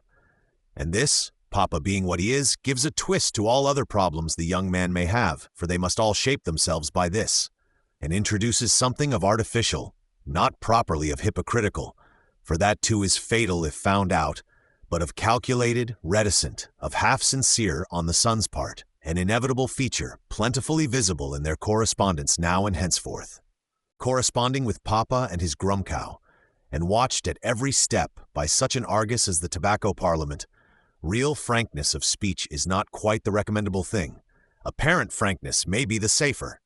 Besides mastery in the domain sciences, I perceive the Crown Prince had to study here another art, useful to him in after life, the art of wearing among his fellow creatures a polite cloak of darkness. Gradually he becomes master of it as few are, a man politely impregnable to the intrusion of human curiosity, able to look cheerily into the very eyes of men and talk in a social way face to face, and yet continue intrinsically invisible to them. An art no less essential to royalty than that of the domain sciences itself, and if at all consummately done, and with a scorn of mendacity for help, as in this case, a difficult art. It is the chief feature in the 2,000 or 3,000 letters we yet have of Frederick's to all manner of correspondence. Letters written with the gracefulest flowing rapidity, polite, affable, refusing to give you the least glimpse into his real inner man, or tell you any particular you might impertinently wish to know. As the history of Frederick, in this Custrin epoch, and indeed in all epochs and parts, is still little other than a whirlpool of simmering confusions, dust mainly, and sibylline paper shreds, in the pages of poor Dryas dust, perhaps we cannot do better than snatch a shred or two, of the partly legible kind, or capable of being made legible, out of that hideous cauldron, pin them down at their proper dates, and try if the reader can, by such means, catch a glimpse of the thing with his own eyes. Here is Shred First, a piece in Grumkow's hand. This treats of a very grand incident, which forms an era or turning point in the Custrin life. Majesty has actually, after hopes long held out of such a thing, looked in upon the prodigal at Custrin, in testimony of possible pardon in the distance. Sees him again, for the first time since that scene at Wessel with the drawn sword, after year and day. Grumkow, for behoof of Seckendorf and the Vienna people, has drawn a rough protocol of it. And here it is, snatched from the dust whirlwinds and faithfully presented to the English reader. His Majesty is traveling towards Sonnenberg on some grand night of Malta ceremony there, and halts at Custrin for a couple of hours as he passes. Grumkow's protocol of the 15th August 1731, or summary of what took place at Custrin that day. His Majesty arrived at Custrin yesterday, Gestern Monday 15th, hour not mentioned, and proceeded at once to the government house with an attendance of several hundred persons. Major General Leppel, Commandant of Custrin, Colonel Derschau, and myself are immediately sent for to His Majesty's apartment there. Privy Councillor Walden, Prince's Hofmarschall, a solid legal man, is ordered by His Majesty to bring the Crown Prince over from his house, who accordingly in a few minutes, attended by Rohwedel and Natzmer, the two Kammerjunkers, entered the room where His Majesty and we were. So soon as His Majesty, turning round, had sight of him, the Crown Prince fell at his feet. Having bidden him rise, His Majesty said with a severe mien, "You will now bethink yourself what passed year and day ago, and how scandalously you saw fit to behave yourself, and what a godless enterprise you took in hand. As I have had you about me from the beginning, and must know you well, I did all in the world that was in my power, by kindness and by harshness, to make an honorable man of you. As I rather suspected your evil purpose, I treated you in the harshest and sharpest way in the Saxon camp at Radowitz in those gala days, in hopes you would consider yourself and take another line of conduct, would confess your faults to me and beg forgiveness. But all in vain, you grew ever more stiff-necked. When a young man gets into follies with women, one may try to overlook it as the fault of his age, but to do with forethought basenesses and ugly actions, that is unpardonable. You thought to carry it through with your headstrong humor, but hark ye, my lad, mine Curl, if thou wert 60 or 70 instead of 18, thou couldst not cross my resolutions. It would take a bigger man to do that, my lad. And as, up to this date, bis dato, I have managed to sustain myself against any comer, there will be methods found of bringing thee to reason too. How have not I, on all occasions, meant honorably by you? Last time I got wind of your debts, how did I, as a father, admonish you to tell me all? I would pay all, you were only to tell me the truth. Whereupon you said, there were still 2,000 thalers beyond the sum named. I paid these also at once, and fancied I had made peace with you. And then it was found, by and by, you owed many thousands more. And as you now knew you could not pay, it was as good as if the money had been stolen. Not to reckon how the French vermin, Montolieu and partner, cheated you with their new loans. Why, nothing touched me so much, continues His Majesty, verging towards the pathetic, as that you had not any trust in me. All this that I was doing for aggrandizement of the house, the army and finances, could only be for you, if you made yourself worthy of it. I here declare I have done all things to gain your friendship, and all has been in vain. At which words the Crown Prince, with a very sorrowful gesture, threw himself at His Majesty's feet, tears, presumably, in both their eyes by this time. Was it not your intention to go to England? Asked His Majesty farther on. The Prince answered, Ja! Then hear what the consequences would have been. Your mother would have got into the greatest misery. I could not but have suspected she was the author of the business. Your sister I would have cast for life into a place where she never would have seen sun and moon again. Then on with my army into Hanover, and burn and ravage. Yes, if it had cost me life, land, and people. Your thoughtless and godless conduct, see what it was leading to. I intended to employ you in all manner of business, civil, military. But how, after such an action, could I show the face of you to my officers, soldiers, and other servants? The one way of repairing all this is, that you seek, regardless of your very life in comparison, to make the fault good again. At which words the crown prince mournfully threw himself at his royal majesty's feet, begging to be put upon the hardest proofs. He would endure all things, so as to recover his majesty's grace and esteem. Whereupon the king asked him, "Was it thou that temptedst Cata, or did Cata tempt thee?" The crown prince without hesitation answered, "I tempted him. I am glad to hear the truth from you at any rate." The dialogue now branches out into general form, out of which, intent upon abridging, we gather the following points. King Loquitur: "How do you like your Custrin life? Still as much aversion to Wusterhausen, and to wearing your shroud, Sturbekittel, name for the tight uniform you would now be so glad of, and think quite other than a shroud, as you called it?" Prince's answer wanting: "Likely enough my company does not suit you. I have no French manners and cannot bring out bombs in the péditre way, and truly regard all that as a thing to be flung to the dogs. I am a German prince, and mean to live and die in that character. But you can now say what you have got by your caprices and obstinate heart, hating everything that I liked, and if I distinguished anyone, despising him. If an officer was put in arrest, you took to lamenting about him. Your real friends who intended your good, you hated and calumniated. Those that flattered you and encouraged your bad purpose, you caressed. You see what that has come to. In Berlin, in all Prussia for some time back, nobody asks after you, whether you are in the world or not. And were it not one or the other coming from Custrin, who reports you as playing tennis and wearing French hairbags, nobody would know whether you were alive or dead." Hard sayings, to which the prince's answers, if there were any beyond mournful gestures, are not given.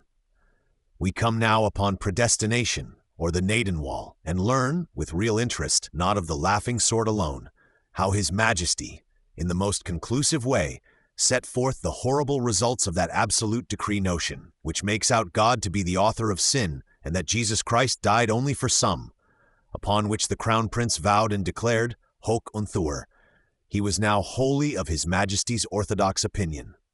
The king, now thoroughly moved, expresses satisfaction at the orthodoxy, and adds with enthusiasm, "When godless fellows about you speak against your duties to God, the king and your country, fall instantly on your knees, and pray with your whole soul to Jesus Christ to deliver you from such wickedness, and lead you on better ways. And if it come in earnest from your heart, Jesus, who would have all men saved, will not leave you unheard." No. And so may God in His mercy aid you, poor son Fritz. And as for me, in hopes the time coming will show fruits, I forgive you what is past. To which the crown prince answered with monosyllables, with many tears, kissing His Majesty's feet. And as the king's eyes were not dry, he withdrew into another room, revolving many things in his altered soul. It being His Majesty's birthday, 4th August by old style, 15th by new, 43rd birthday, the prince, all bewept and in emotion, followed his father, and again falling prostrate, testified such heartfelt joy, gratitude, and affection over this blessed anniversary, as quite touched the heart of Papa, who at last clasped him in his arms, poor soul, after all, and hurried out to avoid blubbering quite aloud. He stepped into his carriage, intending for Sonnenberg, chiefly by water, this evening, where a serene cousin, one of the Schwett Margraves, head knight of Malta, has his establishment.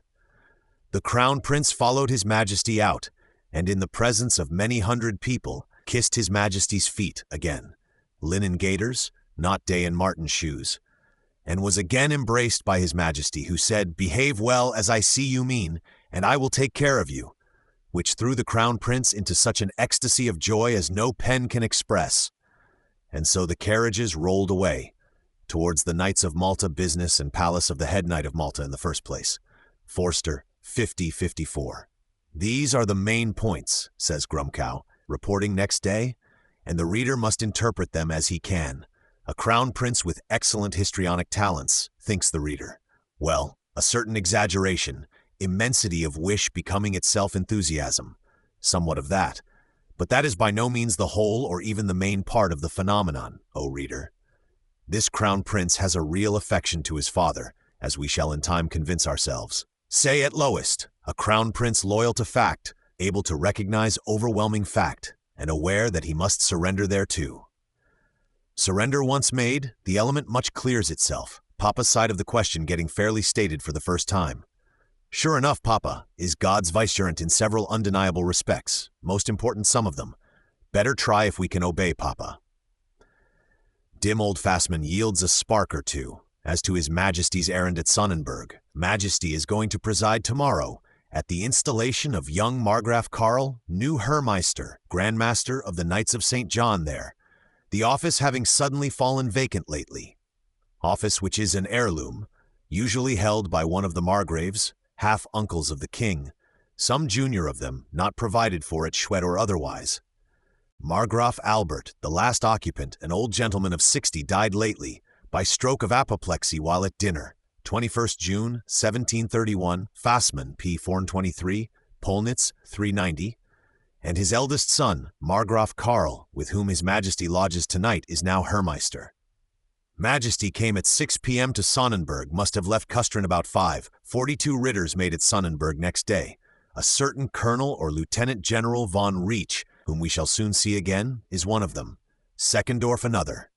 Fresh Ritterschlag, Knightstroke, batch of knights dubbed, at Sonnenberg 29th September next, which shall not the least concern us.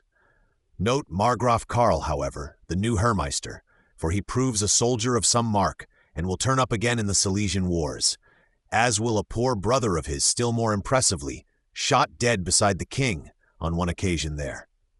We add this of Dickens, for all the diplomatists, and a discerning public generally, are much struck with the event at Kustrin, and take to writing of it as news.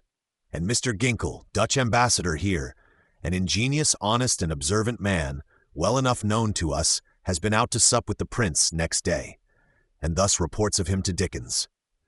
Mr. Ginkle, who supped with the prince on Thursday last, day after the interview, tells me that His Royal Highness is extremely improved since he had seen him, being grown much taller, and that his conversation is surprising for his age, abounding in good sense and the prettiest turns of expression.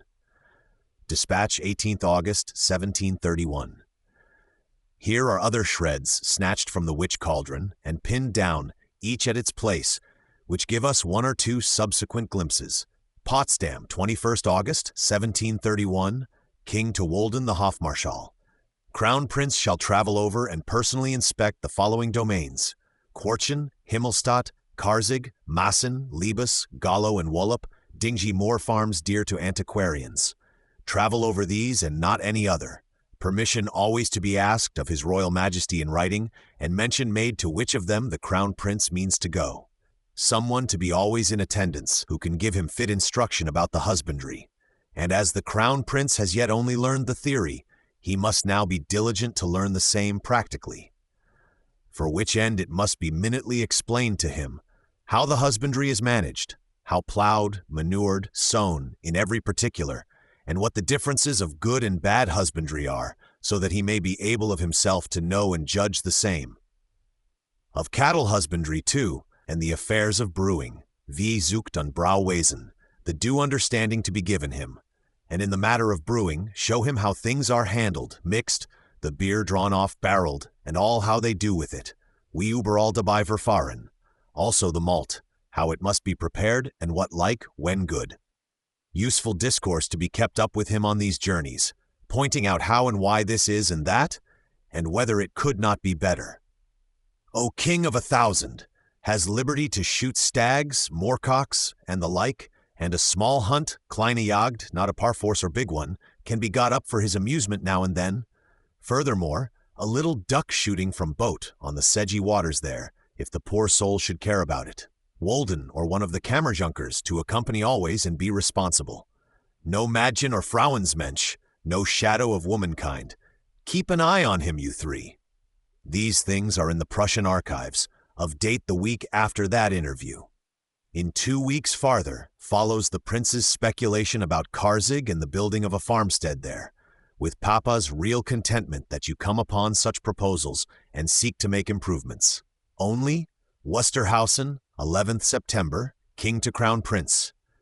Only you must examine whether there is meadow ground enough, and how many acres can actually be allotted to that farm. Hear His Majesty. Take a land surveyor with you, and have all well considered, and exactly inform yourself what kind of land it is, whether it can only grow rye, or whether some of it is barley land. You must consider it yourself and do it all out of your own head, though you may consult with others about it. In grazing ground, I think it will not fail, if only the meadowland. In fact, it fails in nothing, and is got all done, wood laid out to season straightway, and what digging and stubbing there is, proceeded with through the winter. Done in a successful and instructive manner, both Karzig and Himmelstadt, though we will say nothing farther of them. Forster I 387-392. Kustrin, 20th September, Crown Prince to Papa. Have been at Libus. Excellent land out there, fine weather for the husbandman. Major Roeder, unknown major, passed this way and dined with me last Wednesday. He has got a pretty fellow, churl, for my most all-gracious father's regiment, the Potsdam Giants, where I used to be, whom I could not look upon without bleeding heart. I depend on my most all-gracious father's grace that he will be good to me. I ask for nothing and no happiness in the world but what comes from you, and hope you will some day remember me in grace and give me the blue coat to put on again. Brief Wechsel mit Vater, Oeuvres, then Part 3d, p. 27. To which Papa answers nothing, or only not time may come. Karzig goes on straightway, Papa charmed to grant the moneys, wood laid out to season, and much stubbing and digging set on foot before the month ends. Karzig, and directly on the heel of it, on like terms, Himmelstadt. But of all this we must say no more. It is clear the prince is learning the domain sciences, eager to prove himself a perfect son in the eyes of Papa. Papa, in hopeful moments, asks himself, "To whom shall we marry him then? How settle him?" But what the prince in his own heart thought of it all, how he looked, talked, lived in unofficial times? Here has a crabbed, dim document turned up, which, if it were not nearly undecipherable to the reader and me, would throw light on the point. Schulenburg's 3 letters to Grumkow on visits to the Crown Prince during the Kustrin time. The reader knows Lieutenant General Schulenburg, stiff little military gentleman of grave years, nephew of the Maypole Emerita, who is called Duchess of Kendal in England. Had a horse shot under him at Malplaquet, battlings and experiences enough before and since. Has real sense, abundant real pedantry, a Prussian soldier every inch. He presided in the Köpenick court-martial. He is deeply concerned in these Crown Prince difficulties. His Majesty even honors him by expecting he should quietly keep a monitorial eye upon the Crown Prince, being his neighbor in those parts. Colonel Commandant of a regiment of horse at Landsberg, not many miles off. He has just been at Vienna, September 1731, Militär Lexicon, I 433, on some business, quasi-diplomatic probably, which can remain unknown to us, and has reported upon it, or otherwise finished it off at Berlin, whence rapidly home to Landsberg again. On the way homewards and after getting home, he writes these 3 letters, offhand and in all privacy, and of course with a business sincerity, to Grumkow, little thinking they would one day get printed and wander into these latitudes to be scanned and scrutinized. Undoubtedly an intricate crab document to us, but then an indubitable one. Crown Prince, Schulenburg himself, and the actual figure of time and place are here mirrored for us with a business sincerity in the mind of Schulenburg, as from an accidental patch of water, ruffled bog water in sad twilight and with sedges and twigs intervening. But under these conditions we do look with our own eyes. Could not one, by any conceivable method, interpret into legibility this abstruse, dull document, and so pick out here and there a glimpse, actual face-to-face view, of Crown Prince Frederick in his light gray frock with the narrow silver tresses, in his eclipsed condition there in the Kustrin region? All is very mysterious about him, his inward opinion about all manner of matters, from the Neidenwall to the late double marriage question. Even his outward manner of life, in its flesh and blood physiognomy, we search in vain through tons of dusty lucubration totally without interest, to catch here and there the corner of a feature of it. Let us try Schulenburg.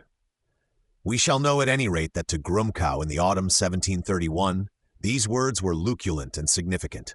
Consciously they tell us something of young Frederick, unconsciously a good deal of Lieutenant General Schulenburg, who with his strict theologies, his military stiffnesses, his reticent, pipe-clayed, rigorous and yet human ways, is worth looking at as an antique species extinct in our time.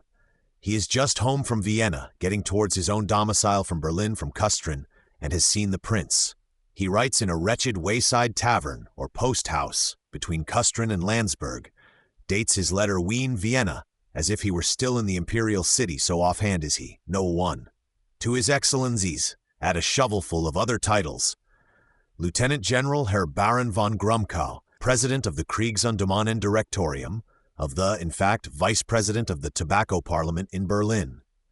Wien, properly Berlin-Landsberg Highway, other side of Kustrin, 4th October, 1731. I regret much to have missed the pleasure of seeing your excellency again before I left Berlin. I set off between 7 and 8 in the morning yesterday and got to Kustrin 70 miles or so before 7 at night. But the prince had gone that day to the bailliage of Himmelstadt, up the Warta country, eastward some 35 miles, much preparatory digging and stubbing there, and he slept at Massen, circuitous road back, where he shot a few stags this morning. As I was told, he might probably dine at Kamen, still nearer Kustrin, 12 miles from it, half that distance east of Zorndorf. Mark that, O reader, see map. With Madame Colonel Schoening, I drove thither. He had arrived there a moment before me. And who is Madame Schoening, Lady of Kamen here? Patience, reader. I found him much grown, an air of health and gaiety about him. He caressed me greatly, mich us a fort, afterwards questioned me about my way of life in Vienna, and asked if I had diverted myself well there. I told him what business had been the occasion of my journey, and that this rather than amusements had occupied me. For the rest, that there had been great affluence of company and no lack of diversions. He spoke a long time to Madame de Reich. Rocham Schulenburg calls her, young wife of Lieutenant General von Reich, a Marlborough campaigner, made a Knight of Malta the other day. Military Lexicon, v. His charming young wife, and daughter of Madame Colonel Schoening, our hostess here, lives at Tamsel in high style in these parts. Mark the young lady well, who did not appear indifferent to him. No, and in fact, she was in all her beauty, a complexion of lily and rose. Charming creature, concerning whom there are anecdotes still afloat, and at least verses of this prince's writing. Not too well seen by Reich, lately made a Knight of Malta, who, though only turning 40, is perhaps twice her age. The beautifulest, cleverest, fancy it, and whether the peaty Newmark produces nothing in the floral kind. We went to dinner. He asked me to sit beside him. The conversation fell, among other topics, on the Elector Palatine's mistress, crotchety old gentleman, never out of quarrels with Heidelberg Protestants, heirs of Jülich and Berg, and in general with an unreasonable world, whom we saw at Mannheim last year, has a mistress. Elector Valentine's mistress, called Taxis, Crown Prince said. I should like to know what that good old gentleman does with a mistress. I answered that the fashion had come so much in vogue, princes did not think they were princes unless they had mistresses, and that I was amazed at the facility of women, how they could shut their eyes on the sad reverse of fortune nearly inevitable for them, and instanced the example of Madame Gravenitz. Gravenitz, example lately fallen out at Württemberg, as we predicted. Prayers of the country, deliver us from evil, are now answered there. Gravenitz, quite over with it. Alas, yes, lately fallen from her high estate in Württemberg, and become the topic of dinner tables, seized by soldiers in the night time. Vain her high refusals, assurances of being too unwell to dress. Shall go in your shift then, is in prison, totally eclipsed. Michaelis, 440, Polnitz, 297. Calming her fury, she will get out, and wearisomely wander about in fashionable capitals, toujours en lavement à ses trousses. There were other subjects touched upon, and I always endeavored to deduce something of moral instruction from them, being a military gentleman of the old school. Among other things, he said, he liked the great world, and was charmed to observe the ridiculous, weak side of some people. That is excellent, said I, if one profit by it oneself, but if it is only for amusement, such a motive is worth little. We should rather look out for our own ridiculous weak side. On rising, Hofmarschall Volden said to me, without much sincerity, You have done well to preach a little morality to him. The prince went to a window and beckoned me thither. You have learned nothing of what is to become of me? Said he. I answered, It is supposed your Royal Highness will return to Berlin when the marriage Wilhelmina's takes place, but as to what will come next, I have heard nothing. But as your highness has friends, they will not fail to do their endeavor. And Emza de Grumkow has told me he would try to persuade the king to give you a regiment in order that your highness might have something to do. It seemed as if that would give him pleasure. I then took the liberty of saying, Monseigneur, the most at present depends on yourself. How so? Asked he. I answered, it is only by showing good conduct and proofs of real wisdom and worth that the king's entire favor can be gained in morality. First of all, to fear God. And in fact, I launched now into a moral preachment or discursive dialogue of great length, much needing to have the skirts of it tucked up in a way of faithful abridgment for behoof of poor English readers. As follows. Schulenburg, if your highness behave well, the king will accord what you want, but it is absolutely necessary to begin by that. I do nothing that can displease the king. It would be a little soon yet. But I speak of the future.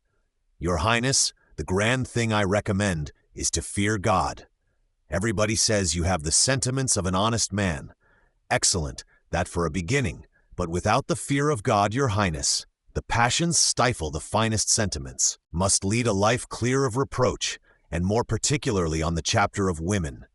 Need not imagine you can do the least thing without the king's knowing it. If your highness take the bad road, he will wish to correct it. The end will be, he will bring you back to live beside him, which will not be very agreeable. No. Of the ruin to health I do not speak. I pooh. One is young, one is not master of that. And in fact, on this delicate chapter, which runs to some length, Prince answers as wildish young fellows will, quizzing my grave self, with glances even at his majesty on alleged old peccadilloes of ours, which allegations or inferences I rebutted with emphasis.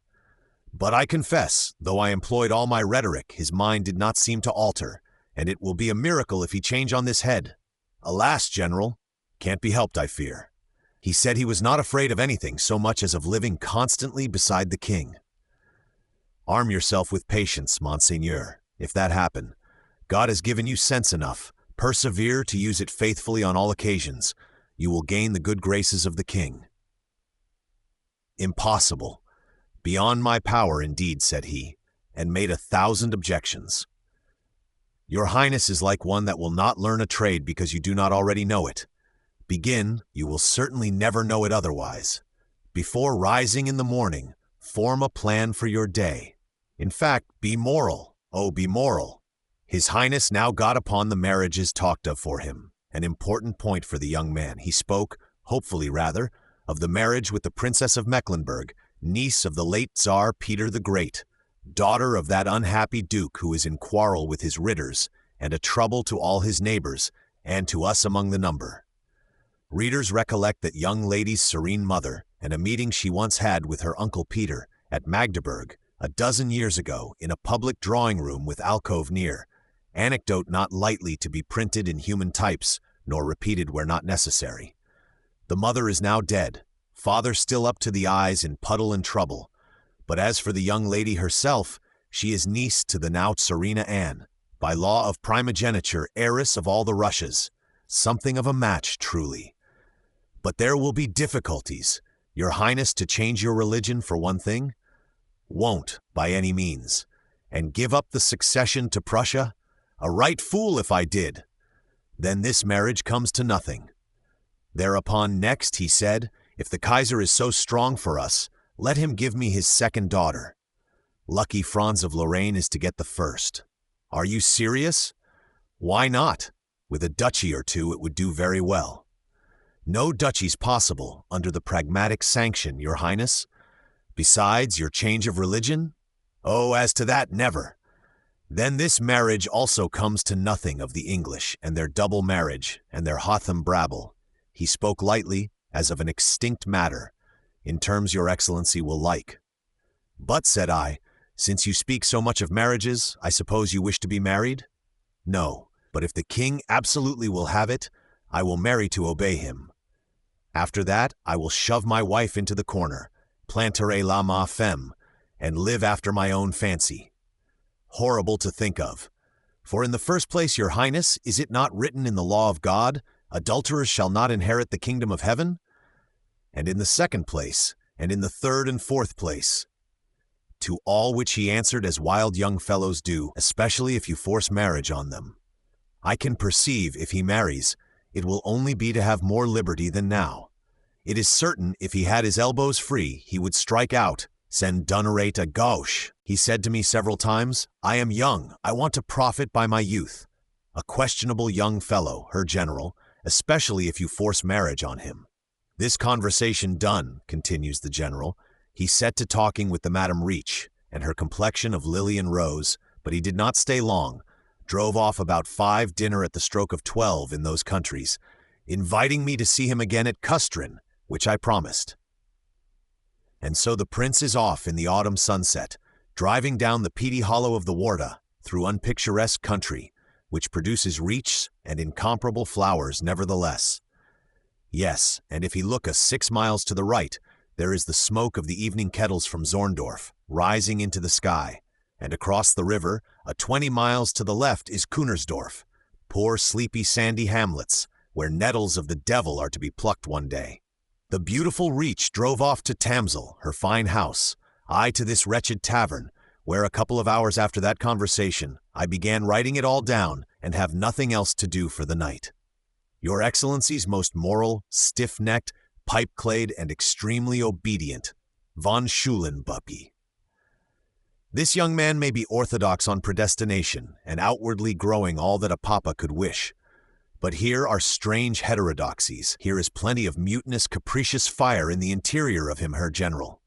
In fact, a young man unfortunately situated, already become solitary in creation, has not, except himself, a friend in the world available just now. Tempestuous papa storms one way, tempestuous mamma nature another, and between the outsides and the inside there are inconsistencies enough. Concerning the fair Reach of Tamsel, with her complexion of lily and rose, there ensued by and by much whispering and rumoring under breath, which has survived in the apocryphal anecdote books, not in too distinct a form. Here, from first hand, are 3 words, which we may take to be the essence of the whole. Grumkow reporting in a sordid, occasionally smutty spy manner to his Seckendorf from Berlin, 8 or 10 months hence, has this casual expression. He, King Friedrich Wilhelm, told me in confidence that Reach, the colonel's wife, is to PR Prince Royal, and that Reach vowed he would not own it for his. And His Majesty in secret is rather pleased, adds the smutty spy. Grumkow to Seckendorf, Berlin, 20th August 1732, Forster 112. Elsewhere I have read that the poor object, which actually came as anticipated, male or female, I forget, did not live long, nor had Friedrich by any opportunity another child in this world. Domestic Tamsel had to allay itself as it best could, and the fair Reach became much a stranger to Friedrich, surprisingly so to Friedrich the King, as perhaps we may see. Predestination, Herr General, what is orthodoxy on predestination with these accompaniments? For Reach, see Beneckendorf, V94, for Schulenburg, IB 26, and Millet 430, 433, and IV 268, 269. Vacant on the gossiping points, cautiously official both these. We go now to the second letter and the third, from Landsberg about a fortnight later. Number 2, to His Excellency, shovelful of titles, von Grumkow in Berlin. Landsberg, 19th October, 1731.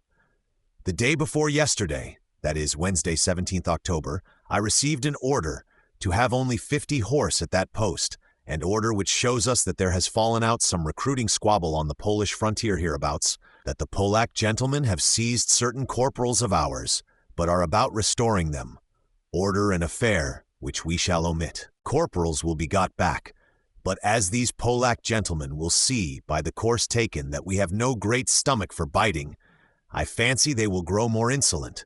Then, where who tries to recruit there for the future? On the same day I was apprised from Custrin that the Prince Royal had resolved on an excursion to Karzig, and thence to the bailliage of Himmelstadt, digging and stubbing now on foot at Himmelstadt too, which is but a couple of miles.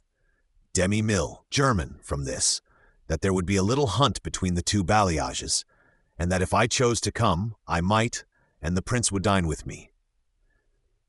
Which I did, and so, here again Thursday 18th October 1731, in those remote Warta-Oder countries, is a glimpse of His Royal Highness at first hand. Schulenburg continues, not even taking a new paragraph, which indeed he never does. They had shut up a couple of Spießer young roes and some stags in the old wreck of a Saugarten boar park between Karzig and Himmelstadt.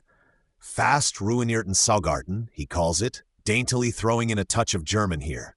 The prince shot one or two of them, and his companions the like, but it does not seem as if this amusement were much to his taste. He went on to Himmelstadt, and at noon he arrived here, in my poor domicile at Landsberg. At 1 o'clock we went to table and sat till 4. He spoke only of very indifferent things, except saying to me, "Do you know, the king has promised 400,000 crowns, 60,000 pounds, towards disengaging those bailliages of the Margraf of Bayreuth's." Old Margraf, bailliages pawned to raise ready cash. Readers remember what interminable law pleading there was, till Friedrich Wilhelm put it into a liquid state. "Pay me back the monies, then." Supra. 400,000 thalers to the old Margraf, in case his prince, Wilhelmina's now bridegroom, have a son by my sister. I answered, I had heard nothing of it. "But," said he, "that is a great deal of money, and some 100,000s more have gone the like road to Ansbach, who never will be able to repay, for all is much in disorder at Ansbach. Give the Margraf his heron hunt. He cares for nothing, and his people pluck him at no allowance." I said that if these princes would regulate their expenditure, they might, little by little, pay off their debts, that I had been told at Vienna the Bayreuth bailliages were mortgaged on very low terms, those who now held them making 8 or 10% of their money, that the Margraf ought to make an effort, and so on. I saw very well that these loans the king makes are not to his mind. Directly on rising from table he went away, excusing himself to me, that he could not pass the night here, that the king would not like his sleeping in the town. Besides that, he had still several things to complete in a report he was sending off to his majesty. He went to Nassen and slept there. For my own share, I did not press him to remain. What I did was rather in the way of form. There were with him President Munchau, civil gentleman whom we know, an engineer Captain Rieger, and the 3 gentlemen of his court, Wolden, Rowedel, Katzmer, who once twirled his finger in a certain mouth, the insipid fellow. Goes here. He is no great eater, but I observed he likes the small dishes, petit plat, and the high tastes. He does not care for fish. Though I had very fine trouts, he never touched them. He does not take brown soup, Biome. It did not seem to me he cared for wine. He tastes at all the wines, but commonly stands by Burgundy with water. I introduced to him all the officers of my regiment who are here. He received them in the style of a king. En roi, plenty of quiet pride in him, her general. It is certain he feels what he is born to, and if ever he get to it, will stand on the top of it. As to me, I mean to keep myself retired, and shall see of him as little as I can. I perceive well he does not like advice, especially when administered in the way of preachment, by stiff old military gentlemen of the all-wise stamp, and does not take pleasure except with people inferior to him in mind. His first aim is to find out the ridiculous side of every one, and he loves to banter and quiz. It is a fault in a prince. He ought to know people's faults, and not to make them known to anybody whatever, which, we perceive, is not quite the method with private gentlemen of the all-wise type.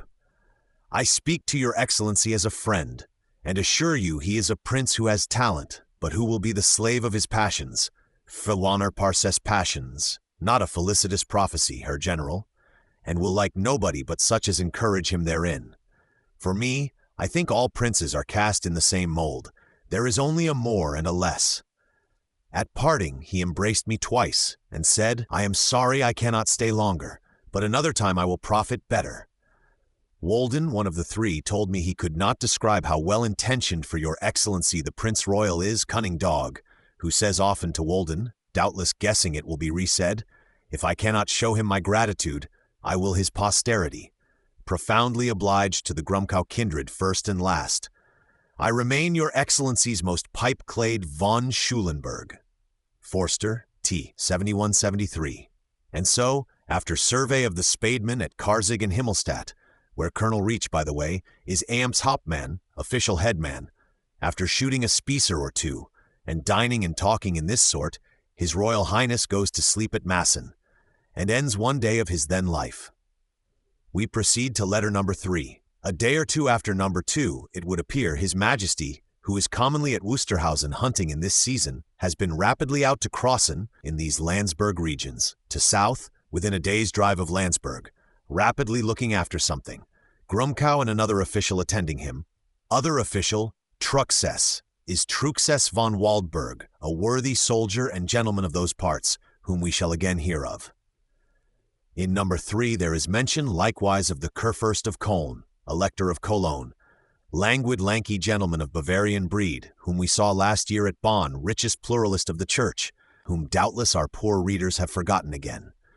Mention of him, and also considerable sulky humor, of the Majesty's opposition kind on Schulenburg's part, for which reason, and generally as a poor direct reflex of time and place, reflex by ruffled bog water through sedges and in twilight, dim but indubitable, we give the letter, though the prince is little spoken of in it. Number 3. To the Excellency Grumkow, as above, in Berlin. Landsberg, 22 October, Monday, 1731. Monsieur, I trust your Excellency made your journey to Crossen with all the satisfaction imaginable. Had I been warned sooner, I would have come, not only to see the king, but for your Excellency's sake and Truxess. But I received your Excellency's letter only yesterday morning, so I could not have arrived before yesternight, and that late, for it is 50 miles off, and one has to send relays beforehand, there being no post horses on that road. We are, not to make comparisons, like Harlequin, no sooner out of one scrape than we get into another, and all for the sake of those big blockheads, l'amour de ces grands colosses. What the Kurfürst of Köln has done, in his character of Bishop of Osnabrück, a deed not known to this editor, but clearly in the way of snubbing our recruiting system, is too droll. But if we avenge ourselves, there will be high play and plenty of it all round our borders, if such things would make any impression on the spirit of our master, but they do not. In short, this recruiting system is delirious, thinks the stiff Schulenburg, and scruples not to say so, though not in his place in Parliament, or even tobacco Parliament, for there is a Majesty's opposition in all lands and times. We ruin the country, says the honourable member, sending annually millions of money out of it, for a set of vagabond fellows, Genza Sake Accord, who will never do us the least service. One sees clearly it is the hand of God, darkening some people's understanding. Otherwise it might be possible their eyes would open, one time or another. A stiff pipe-clayed gentleman of great wisdom, with plenty of sulphur burning in the heart of him. The rest of his letter is all in the opposition strain, almost as if from his place in Parliament, only far briefer than is usual within these walls, and winds up with a glance at Victor Amadeus's strange feat, or rather at the son's feat done upon Victor over in Sardinia, preceded by this interjectionary sentence on a prince nearer home. As to the Prince Royal, depend on it he will do whatever is required of him, marry anybody you like in Secker, if you give him more elbow room, for that is whither he aims. Not a bad stroke that, of the King of Sardinia. Grand news of the day at that time, now somewhat forgotten and requiring a word from us. Old King Victor Amadeus of Sardinia had solemnly abdicated in favor of his son, went, for a 12-month or more, into private felicity with an elderly lady-love, whom he had long esteemed the first of women. Tired of such felicity, after a 12-month, demanded his crown back, and could not get it. Lady-love and he are taken prisoners, lodged in separate castles, sued September, 1730 abdicated, went to Chambéry, reclaims, is locked in Rivoli, 8th October, 1731, news of it just come to Schulenburg, dies there, 31st October, 1732, his 67th year. And the wrath of the proud old gentleman is Olympian in character, split an oak table, smiting it while he spoke, say the Cicerones, and his silence, and the fiery daggers he looks, are still more emphatic. But the young fellow holds out. You cannot play handy-dandy with a king's crown, your majesty, say his new ministers. Is and will continue king. Not a bad stroke of him, thinks Schulenburg, especially if his father meant to play him the same trick, that is, clap him in prison. Not a bad stroke, which perhaps there is another that could imitate, if his papa gave him the opportunity. But this papa will take good care, and the queen will not forget the Sardinian business, when he talks again of abdicating, as he does when in ill humor. But now, had not we better have been friends with England, should war rise upon that Sardinian business? General Schulenburg, the famed Venetian field marshal, bruiser of the Turks in Candia, same who was beaten by Charles the Salif before, a worthy soldier nevertheless, say the authorities. Life of him by Varnhagen von Enz, Biographische Denkmale, Berlin, 1845. My honored uncle, who sometimes used to visit his sister the Maypole, now emerita, in London, and sip beer and take tobacco on an evening, with George I of famous memory, he also writes me this Victor Amadeus news from Paris, so that it is certain, ex-king locked in Rivoli near a fortnight ago. He, General Schulenburg, says farther, to judge by the outside, all appears very quiet, but many think at the bottom of the bag it will not be the same. I am, with respect, Your Excellency's much in buckram, Le Comte de Schulenburg, Forster, Pfaff. So far, Lieutenant General Schulenburg, whom we thank for these contemporary glimpses of a young man that has become historical, and of the scene he lived in, and with these 3 accidental utterances, as if they, which are alone left, had been the sum of all he said in the world, let the Lieutenant General withdraw now into silence. He will turn up twice again, after half a score of years, once in a nobler than talking attitude, the close-harnessed, stalwart, slightly atrabiliar military gentleman of the old Prussian school. These glimpses of the Crown Prince, reflected on us in this manner, are not very luculent to the reader, light being indifferent and mirror none of the best, but some features do gleam forth, good and not so good, which, with others coming, may gradually coalesce into something conceivable. A prince clearly of much spirit and not without petulance, abundant fire, much of it shining and burning irregularly at present, being sore held down from without and anomalously situated. Pride enough, thinks Schulenburg, capricious petulance enough, likely to go into a reign of the passions if we live. As will be seen, Wilhelmina was betrothed in June last. Wilhelmina, a bride these 6 months, continues to be much tormented by Mamma, but the bridegroom, Prince of Bayreuth, is gradually recommending himself to persons of judgment, to Wilhelmina among others. One day he narrowly missed an unheard-of accident. A foolish servant at some boar hunt gave him a loaded piece on the half-cock. Half-cock slipped in the handling. Bullet grazed His Majesty's very temple, was felt twitching the hair there. Ye heavens! Whereupon impertinent remarks from some of the Dessau people, allies of Schwett and the Margravine in high colors, which were well answered by the prince, and noiselessly but severely checked by a well-bred king. Wilhelmina 356. King has given the Prince of Bayreuth a regiment, and likes him tolerably, though the young man will not always drink as could be wished. Wedding, in spite of clouds from Her Majesty, is coming steadily on. His Majesty's building operations. This year, says Fassmann, the building operations both in Berlin and Stettin, in Stettin where new fortifications are completed, in Berlin where gradually whole new quarters are getting built, were exceedingly pushed forward. Oh, assert. Alas, yes, this too is a questionable memorable feature of His Majesty's reign. Late Majesty, old King Frederick I, wishful, as others had been, for the growth of Berlin, laid out a new quarter and called it Friedrichstadt, scraggy boggy ground, planned out into streets, Friedrichstrasse the chief street, with here and there a house standing lonesomely prophetic on it. But it is this present Majesty, Friedrich Wilhelm, that gets the plan executed, and the Friedrichstrasse actually built, not always in a soft or spontaneous manner. Friedrich Wilhelm was the aedile of his country, as well as the drill sergeant. Berlin City did not rise of its own accord, or on the principle of leave alone, any more than the Prussian army itself. Wreck and rubbish Friedrich Wilhelm will not leave alone in any kind, but is intent by all chances to sweep them from the face of the earth, that something useful, seemly to the royal mind, may stand there instead. Hence these building operations in the Friedrich Street and elsewhere, so exceedingly pushed forward. The number of scraggy waste places he swept clear first and last and built tight human dwellings upon is almost uncountable. A common gift from him, as from his son after him, to a man in favor, was that of a new good house, an excellent gift. Or if the man is himself able to build, Majesty will help him, incite him, Timber enough is in the royal forests, stone, lime are in the royal quarries.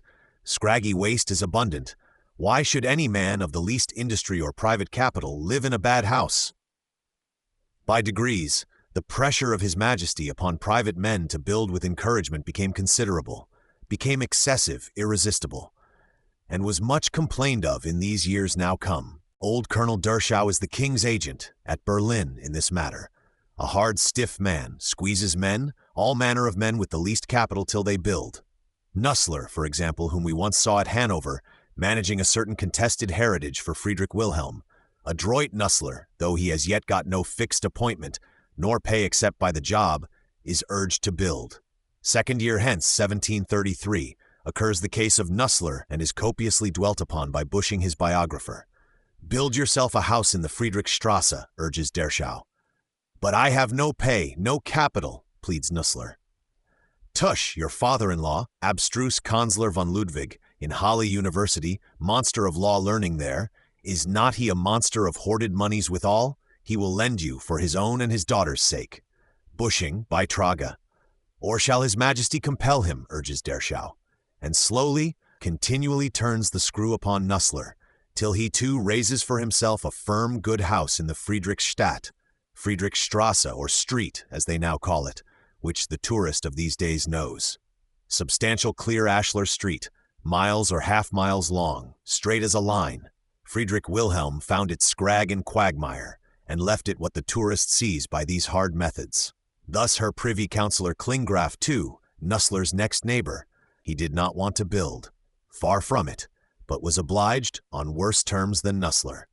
You have such work, founding your house, for the Nussler-Klinggraf spot was a fish pool, and carps were dug up in founding. Such piles, bound platform of solid beams, 4,000 thalers gone before the first stone is laid. And in fact, the house must be built honestly, or it will be worse for the house and you. Cost me 12,000 thalers, 1,800 pounds in all, and is worth perhaps 2,000. Sorrowfully ejaculates Nussler, when the job is over. Still worse with Privy Councillor Klinggraf. His house, the next to Nussler's, is worth mere nothing to him when built. A soap boiler offers him 800 thalers, 120 pounds, for it, and Nussler, to avoid suffocation, purchases it himself of Klinggraf for that sum. Derschau, with his slow screw machinery, is very formidable, and Busching knows it for a fact that respectable Berlin persons used to run out of the way of Burgermeister Koch and him when either of them turned up on the streets. These things were heavy to bear. Truly, yes. Where is the liberty of private capital, or liberty of almost any kind, on those terms? Liberty to annihilate rubbish and chaos under known conditions you may have, but not the least liberty to keep them about you, though never so fond of doing it. What shall we say? Nussler and the soap boiler do both live in houses more human than they once had. Berlin itself, and some other things, did not spring from free trade. Berlin City would, to this day, have been a place of scrubs, the Berlin, a mere appellative noun to that effect, had free trade always been the rule there. I am sorry His Majesty transgresses the limits, and we, my friends, if we can make our chaos into cosmos by firing parliamentary eloquence into it and bombarding it with blue books, we will much triumph over His Majesty one day. Thus are the building operations exceedingly pushed forward, the ear of Jenkins torn off, and Victor Amadeus locked in ward, while our Crown Prince, in the eclipsed state, is inspected by a sage in pipe clay, and Wilhelmina's wedding is coming on. Chapter 6. Wilhelmina's wedding. Tuesday, 20th November 1531. Wilhelmina's wedding day arrived, after a brideship of 8 months, and that young lady's troublesome romance, more happily than might have been expected, did at last wind itself up. Mamma's unreasonable humors continued, more or less, but these also must now end. Old wooers and outlooks, the 4 or 3 crowned heads, they lie far over the horizon, faded out of one's very thoughts, all these. Charles VII, Peter II are dead, Weissenfels is not, but might as well be. Prince Fred, not yet wedded elsewhere, is doing French madrigals in Leicester House, tending forwards the West Wickham set of politicians, the Pitt Littleton set, stands ill with father and mother, and will not come to much. August the dilapidated strong is deep in Polish troubles, in anti-Kaiser politics, in drinking bouts. His great toe never mended, never will mend. Gone to the spectral state all these. Here, blooming with life in its cheeks, is the one practical fact, our good hereditary Prince of Bayreuth, privately our fate all along, which we will welcome cheerfully, and be thankful to heaven that we have not died in getting it decided for us. Wedding was of great magnificence, Berlin Palace and all things and creatures at their brightest, the Brunswick Beverns here and other high guests, no end of pompous ceremonials, solemnities, and splendors. The very train of one's gown was 12 yards long. Eschewing all which, the reader shall commodiously conceive it all, by 2 samples we have picked out for him. One sample of a person, high guest present, one of an apartment where the sublimities went on. The Duchess Dowager of Saxon-Meiningen, who has come to honor us on this occasion, a very large lady, verging towards 60, she is the person. A living elderly daughter of the great Elector himself, half-sister to the late king, half-aunt to Friedrich Wilhelm, widow now of her 3rd husband, a singular phenomenon to look upon, for a moment through Wilhelmina's satirical spectacles. One of her 3 husbands, Christian Ernst of Bayreuth, Margraf there, while the present line was but expectant, had been a kind of Welsh uncle to the prince now bridegroom, so that she has a double right to be here. She had found the secret of totally ruining Bayreuth, says Wilhelmina, Bayreuth and Courland as well, where her first wedlock was. Perhaps Meiningen was done to her hand? Here is the portrait of my grand-aunt, dashed off in very high colors, not by a flattering pencil. It is said she was very fond of pleasing in her youth. One saw as much still by her affected manners. She would have made an excellent actress to play fantastic parts of that kind. Her flaming red countenance, her shape of such monstrous extent that she could hardly walk, gave her the air of a female Bacchus. She took care to expose to view her, a part of her person, large but no longer beautiful, and continually kept patting it with her hands to attract attention thither. Though 60 gone, 57 in point of fact, she was tricked out like a girl, hair done in ribbon locks, all filled with gewgaws of rose-pink color, which was the prevailing tint in her complexion, and so loaded with colored jewels you would have taken her for the rainbow. Wilhelmina I, 375. This charming old lady, daughter of the Grosse Kurfürst and so very fat and rubicund, had a son once. He too is mentionable in his way as a milestone, parish milestone, in the obscure chronology of those parts. Her first husband was the Duke of Courland. To him she brought an heir who became duke in his turn, and was the final duke, last of the Kettler, or native line of dukes there. The Kettlers had been Teuch Ritters, commandants in Courland. They picked up that country for their own behoof, when the Ritterdom went down. And this was the last of them.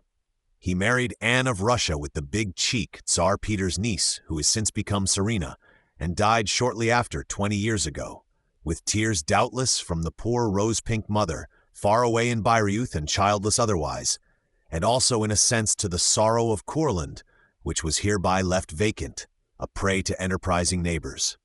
And on those terms it was that Saxon's Moritz, our dissolute friend, who will be Maréchal de Saxe one day, made his clutch at Courland, backed by moneys of the French actress, rumor of which still floats vaguely about. Moritz might have succeeded, could he have done the first part of the feat, fallen in love with swollen-cheeked Anne, dowager there, but he could not, could only pretend it.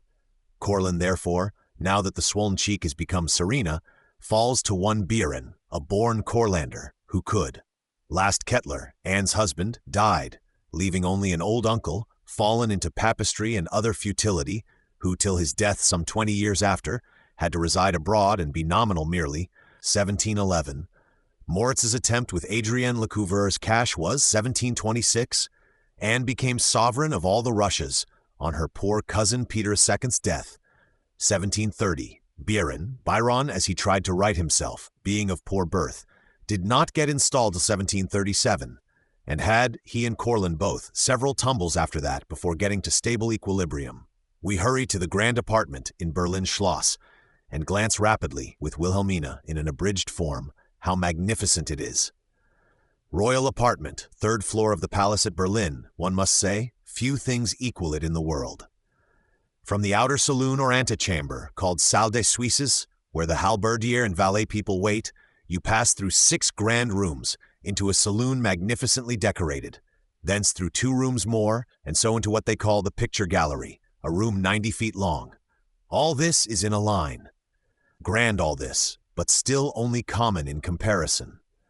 From the picture gallery you turn, to right or left is not said, nor does it matter, into a suite of 14 great rooms, each more splendid than the other. Luster from the ceiling of the first room, for example, is of solid silver. Weighs, in pounds of ore de pois I know not what, but in silver coin 10,000 crowns, ceilings painted as by Correggio. Wall mirrors between each pair of windows are 12 feet high, and their piers, trumeaux, are of massive silver. In front of each mirror, table can be laid for 12. 12 serenities may dine there, flanked by their mirror, enjoying the Correggiosities above and the practical sublimities all round. And this is but the first of the 14, and you go on increasing in superbness, till, for example, in the last or superlative saloon, you find a luster weighing 50,000 crowns, the globe of it big enough to hold a child of 8 years, and the branches, gueridons of it, I forget how many feet or fathoms in extent, silver to the heart. Nay, the music balcony is of silver, wearied fiddler lays his elbow on balustrades of that precious metal. Seldom, if ever, was seen the like. In this superlative saloon the nuptial benediction was given. Wilhelmina, I, 381, nickel. Old King Frederick, the expensive Herr, it was he that did the furnishing and Correggio painting of these sublime rooms. But this of the masses of wrought silver, this was done by Friedrich Wilhelm, incited thereto by what he saw at Dresden in August the Strong's establishment, and reflecting too that silver is silver, whether you keep it in barrels in a coined form, or work it into chandeliers, mirror frames, and music balconies. These things we should not have mentioned, except to say that the massive silver did prove a hoard available, in after times, against a rainy day. Massive silver, well mixed with copper first, was all melted down, stamped into current coins, native and foreign, and sent wandering over the world before a certain prince got through his 7 years' wars and other pinches that are ahead. In fine, Wilhelmina's wedding was magnificent, though one had rubs too, and Mamma was rather severe. Hair went all wrong, by dint of overdressing, and hung on one's face like a boy's. Crown royal they had put, as indeed was proper, on one's head. Hair was in 24 locks the size of your arm. Such was the Queen's order. Gown was of cloth of silver, trimmed with Spanish gold lace, avec un point de Spain d'or, train 12 yards long. One was like to sink to the earth in such equipment. Courage, my princess. In fact, the wedding went beautifully off, with dances and sublimities, slow solemn torch dance to conclude with, in those unparalleled upper rooms. Grandaunt Meiningen and many other stars and rainbows witnessing. Even the Margravine of Schwedt, in her high colors, was compelled to be there. Such variegated splendor, such a dancing of the constellations, sublunary Berlin and all the world on tiptoe round it. Slow torch dance, winding it up, melted into the shades of midnight for this time, and there was silence in Berlin. But on the following nights there were balls of a less solemn character, far pleasanter for dancing purposes. It is to one of these that we direct the attention of all readers. Friday, 23d, there was again ball and royal evening party. Grand apartment, so called. Immense ball, 700 couples, all people of condition. There were 4 quadrilles, or dancing places in the big sea of quality figures, each at its due distance in the grand suite of rooms. Wilhelmina presides in quadrille number 1. Place assigned her was in the room called Picture Gallery. Queen and all the principalities were with Wilhelmina. She is to lead off their quadrille and take charge of it, which she did with her accustomed fire and elasticity, and was circling there on the light fantastic toe, time 6 in the evening, when Grumkow, whom she had been dunning for his bargain about Friedrich the day before him up, "I like dancing," says she, and was taking advantage of my chances. Grumkow came up and interrupted me in the middle of a minuet. "Eh, mon Dieu, madame," said Grumkow, "you seem to have got bit by the tarantula. Don't you see those strangers who have just come in?" I stopped short, and looking all round I noticed at last a young man dressed in grey whom I did not know. "Go then, embrace the Prius Royal. There he is before you," said Grumkow. All the blood in my body went topsy-turvy for joy. "Oh, heaven, my brother," cried I, "but I don't see him. Where is he? In God's name, let me see him." Grumkow led me to the young man in gray. Coming near, I recognized him, though with difficulty. He had grown amazingly stouter, protegiusman en graisse, shortened about the neck. His face, too, had much changed and was no longer so beautiful as it had been. I sprang upon him with open arms. I was in such a state I could speak nothing but broken exclamations. I wept, I laughed, like one gone delirious. In my life I have never felt so lively a joy. The first sane step was to throw myself at the feet of the king. King said, "Are you content with me? You see I have kept my word." I took my brother by the hand and entreated the king to restore him his friendship. This scene was so touching, it drew tears from the eyes of everybody. I then approached the queen. She was obliged to embrace me, the king being close opposite, but I remarked that her joy was only affected. "Why then, O princess?" "Guess, if you can, the female humors of Her Majesty." I turned to my brother again. I gave him 1,000 caresses and said the tenderest things to him, to all which he remained cold as ice and answered only in monosyllables. I presented the prince, my husband, to whom he did not say one word.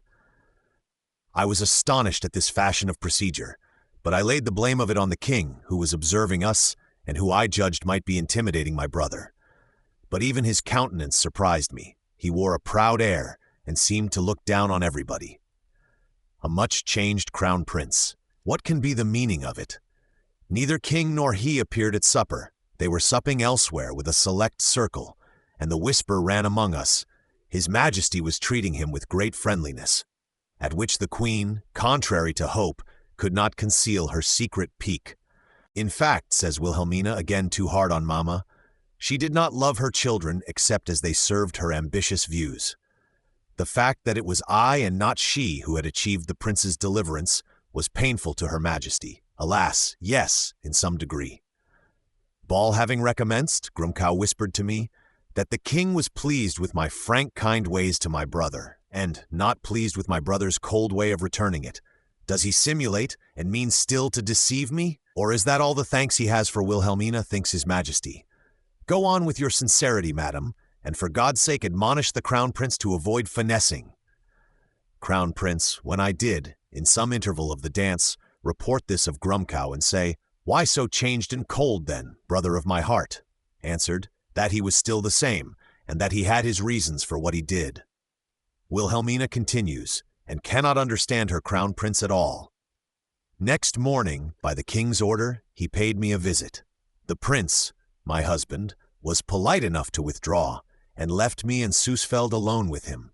He gave me a recital of his misfortunes. I communicated mine to him, and how I had at last bargained to get him free again by my compliance. He appeared much discountenanced at this last part of my narrative. He returned thanks for the obligations I had laid on him, with some caressings, which evidently did not proceed from the heart. To break this conversation, he started some indifferent topic, and, under pretense of seeing my apartment, moved into the next room, where the prince my husband was. Him he ran over with his eyes from head to foot for some time, then, after some constrained civilities to him, went his way. What to make of all this? Madame Süssfeld shrugged her shoulders, no end of Madame Süssfeld's astonishment at such a crown prince. Alas, yes, poor Wilhelmina. A crown prince got into terrible cognizance of facts since we last met him. Perhaps already sees, not only what a height of place is cut out for him in this world, but also in a dim way what a solitude of soul if he will maintain his height. Top of the frozen Schreckhorn, have you well considered such a position? And even the way thither is dangerous, is terrible in this case. Be not too hard upon your crown prince, for it is certain he loves you to the last. Captain Dickens, who alone of all the excellencies was not at the wedding, and never had believed it would be a wedding, but only a rumor to bring England round, duly chronicles this happy reappearance of the Prince Royal. About 6 yesterday evening, as the company was dancing, to the great joy and surprise of the Whale Court, and adds, "This morning the Prince came to the public parade, where crowds of people of all ranks flocked to see His Royal Highness, and gave the most open demonstrations of pleasure." Dispatch 24th November, 1731. Wilhelmina, these noisy tumults, not all of them delightful, once done, Gets out of the perplexed hurly-burly, home towards Stilbarith shortly after New Year, 11th January 1732, Wilhelmina. Berlin was become as odious to me as it had once been dear. I flattered myself that, renouncing grandeurs, I might lead a soft and tranquil life in my new home, and begin a happier year than the one that had just ended. Mamma was still perverse, but on the edge of departure, Wilhelmina contrived to get a word of her father, and privately open her heart to him. Poor father, after all that has come and gone. My discourse produced its effect. He melted into tears, could not answer me for sobs. He explained his thoughts by his embracings of me. Making an effort, at length he said, "I am in despair that I did not know thee. They had told me such horrible tales. I hated thee as much as I now love thee. If I had addressed myself direct to thee, I should have escaped much trouble, and thou too. But they hindered me from speaking, said thou wert ill-natured as the devil, and wouldst drive me to extremities I wanted to avoid. Thy mother, by her intriguings, is in part the cause of the misfortunes of the family. I have been deceived and duped on every side. But my hands are tied, and though my heart is torn in pieces, I must leave these iniquities unpunished." The queen's intentions were always good, urged Wilhelmina. "Let us not enter into that detail," answered he. "What is past, I will try to forget it," and assured Wilhelmina that she was the dearest to him of the family, and that he would do great things for her still, only part of which came to effect in the sequel. "I am too sad of heart to take leave of you," concluded he. "Embrace your husband on my part. I am so overcome that I must not see him." Wilhelmina, who dates 11th January 1732. And so they rolled away. Crown Prince was back to Custrin again many weeks before. Back to Custrin, but under totally changed omens. His history, after that first emergence in Wilhelmina's dance, 23 November about 6 p.m., and appearance at parade on the morrow, Saturday morning, had been as follows. Monday, November 26th, there was again grand ball, and the prince there, not in gray this time. Next day, the old Dessauer and all the higher officers in Berlin petitioned, "Let us have him in the army again, your majesty." Majesty consented, and so, Friday 30th, there was grand dinner at Seckendorf's, Crown Prince there, in soldier's uniform again, a completely pardoned youth. His uniform is of the Goltz Regiment, infantry, Goltz Regiment, which lies at Ruppen, at and about, in that moory country to the northeast, some 30 or 40 miles from Berlin, whither his destination now is. Crown Prince had to resume his camera work at Custrin and see the buildings at Karzig for 3 months longer, till some arrangements in the regiment Goltz were perfected and finishing improvements given to it.